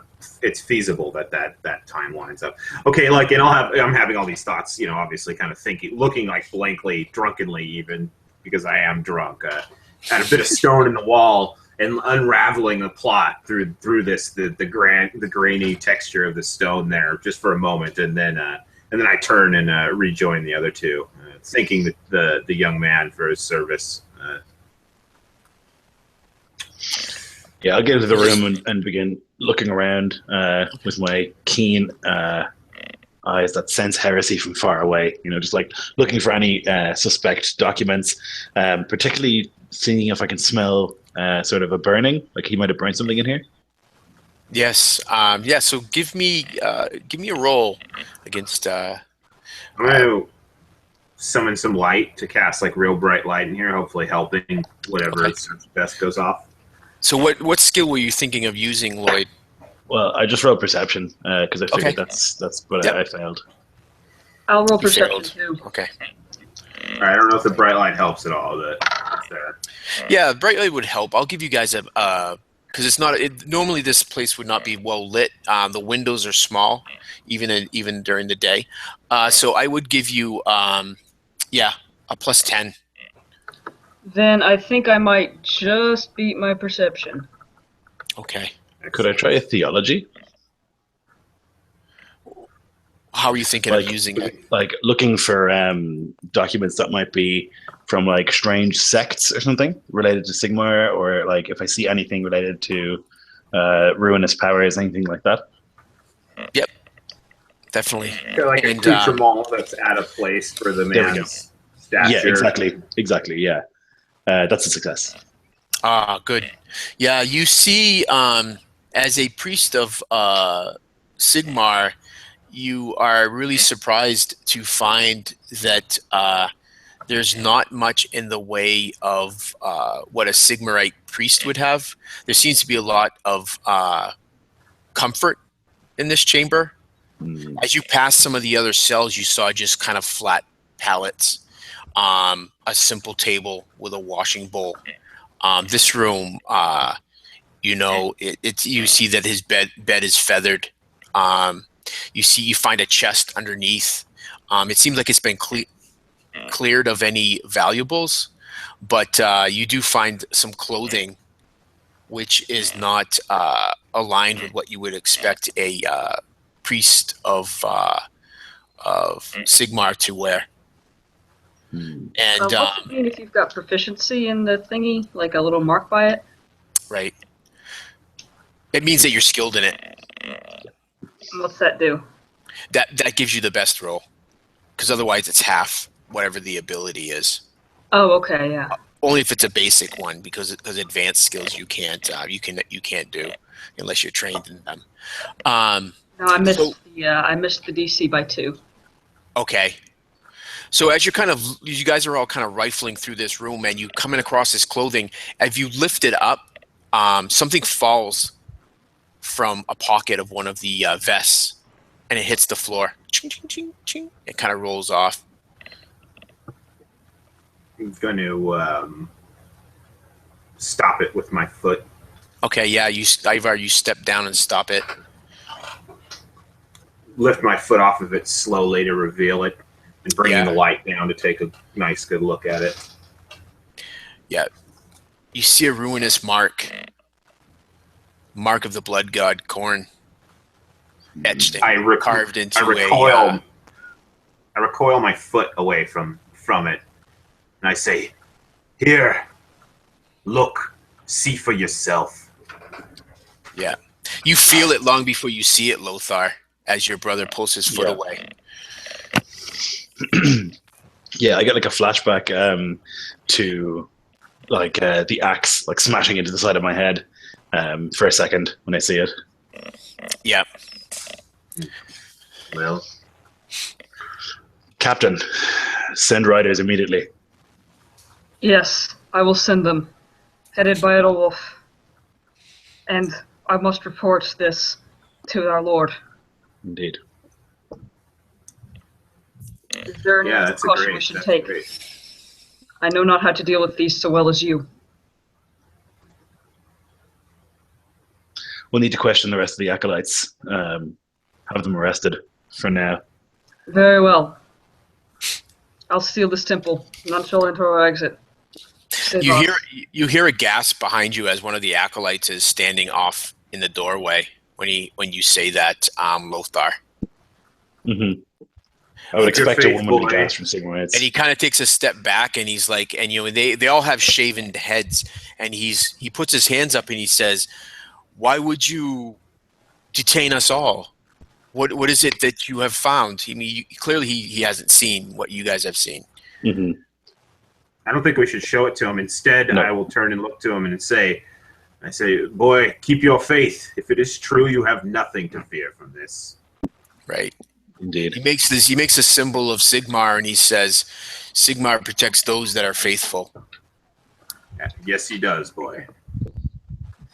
And I'm gonna get the guard to surround the temple, basically put it on lockdown, no one in, no one out. I'm gonna tell Ethelwolf, and I'm gonna say, "I'm sorry, but I need you to take some men and start tracking immediately.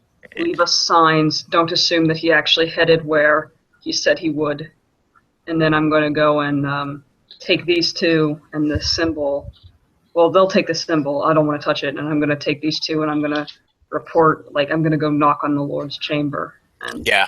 So the acolytes, there's 3 in total in this temple to Sigmar, and they willingly surrender themselves to you. I think now, I don't know really, but it seems like in this kind of situation, we would send for a ranking priest to come and tend to these. We shouldn't be adjudicating their stuff. I feel like we should be sending for someone to come and deal with that. Absolutely, you would more likely than not bring your information to Lord Almond, and he would then make his decision on what he would do with these acolytes. Then for a ranking priest, and also for Gunther and the witch hunters. Yeah. And I'm going to say one thing before we leave. It seems very likely that this priest was a traitor, but it is also possible that he was not the only one. We should still be on our guard. Definitely. So let no one know that we suspect anything. And you said that there was a ship, right? That he set sail. So we need to charter a boat. So he took the river south, the same river that you guys came north on. So if you guys have your map handy, so he would have. So where he was heading to was the flash Hergeg. gang. So he was going to the capital of Hochland, which is Hergeg. That's where the Baron sits. Mm-hmm. Where is it? What is it called again? I'm sorry. Hergeg. I'm not On sure the if I'm saying. border. I'm sure I'm not saying it right, but It's on the border with Ostland. Yeah, Hergig. Hergig. Hergeg. So that's where he's going. Oh, I see it. Yep. So Yeah. that's like it's Supposedly. probably going to Flashfort and then taking that Yeah. road straight across, huh? So he would go Going through to Flashfort. Flashfort, which is your old We need to stomping get- grounds. Yeah, I look to my brother and I say, well, we should be off then, eh? Looks that way. Right. So as you guys share this information with Lord Arnold, he would task the two of you, Ivar and Lothar, to follow this priest to Hergeg. And Leopold and he would set you to the task of continuing to question the other men, the other ones, and you, Adolwolf, would be to, as you guys suspect, that maybe that was a ploy, that he did not take the ship south, and that he actually went in another direction. So you're tasked with, you and your scouts, finding, if that might be so, and to share that with Lord Arnold. And so we will end this session with the two brothers boarding a boat, heading south on the Flashford River. And you guys, again, Leopold and Adolwolf, off to your Lord's tasks. Nice. Awesome.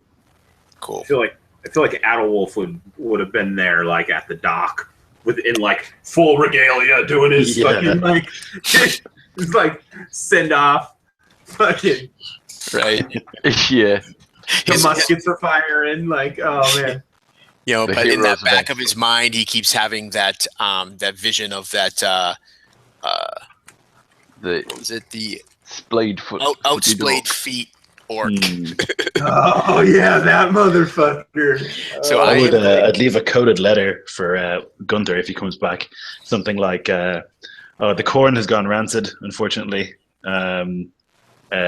Old bald Uncle Dieter. He ate some bad corn and he's gone missing. Perfect. Nice. So yeah, you would leave a code that maybe you guys over the years that you've known each other had kind of worked out. Yeah. So yeah, you leave this code. Where would you leave it? I would leave it as a letter left for him, but just You leave that with Lord Arnold. but the inside of it would be like, he would have taught me over the years, a little bit of Windhunter code, and I would just like write a little coded message to him. Right. So you would actually write it. So there would be maybe in the first sentence, there would be some clue that this is a coded letter. And then he would know to count out whatever he needs to count out to get the true message from your letter. But if someone else were to read it, it would appear more mundane. Yeah, it would just be a boring letter that I wrote to my friend. Right. Perfect. Yes. Excellent. Well, let me end the broadcast.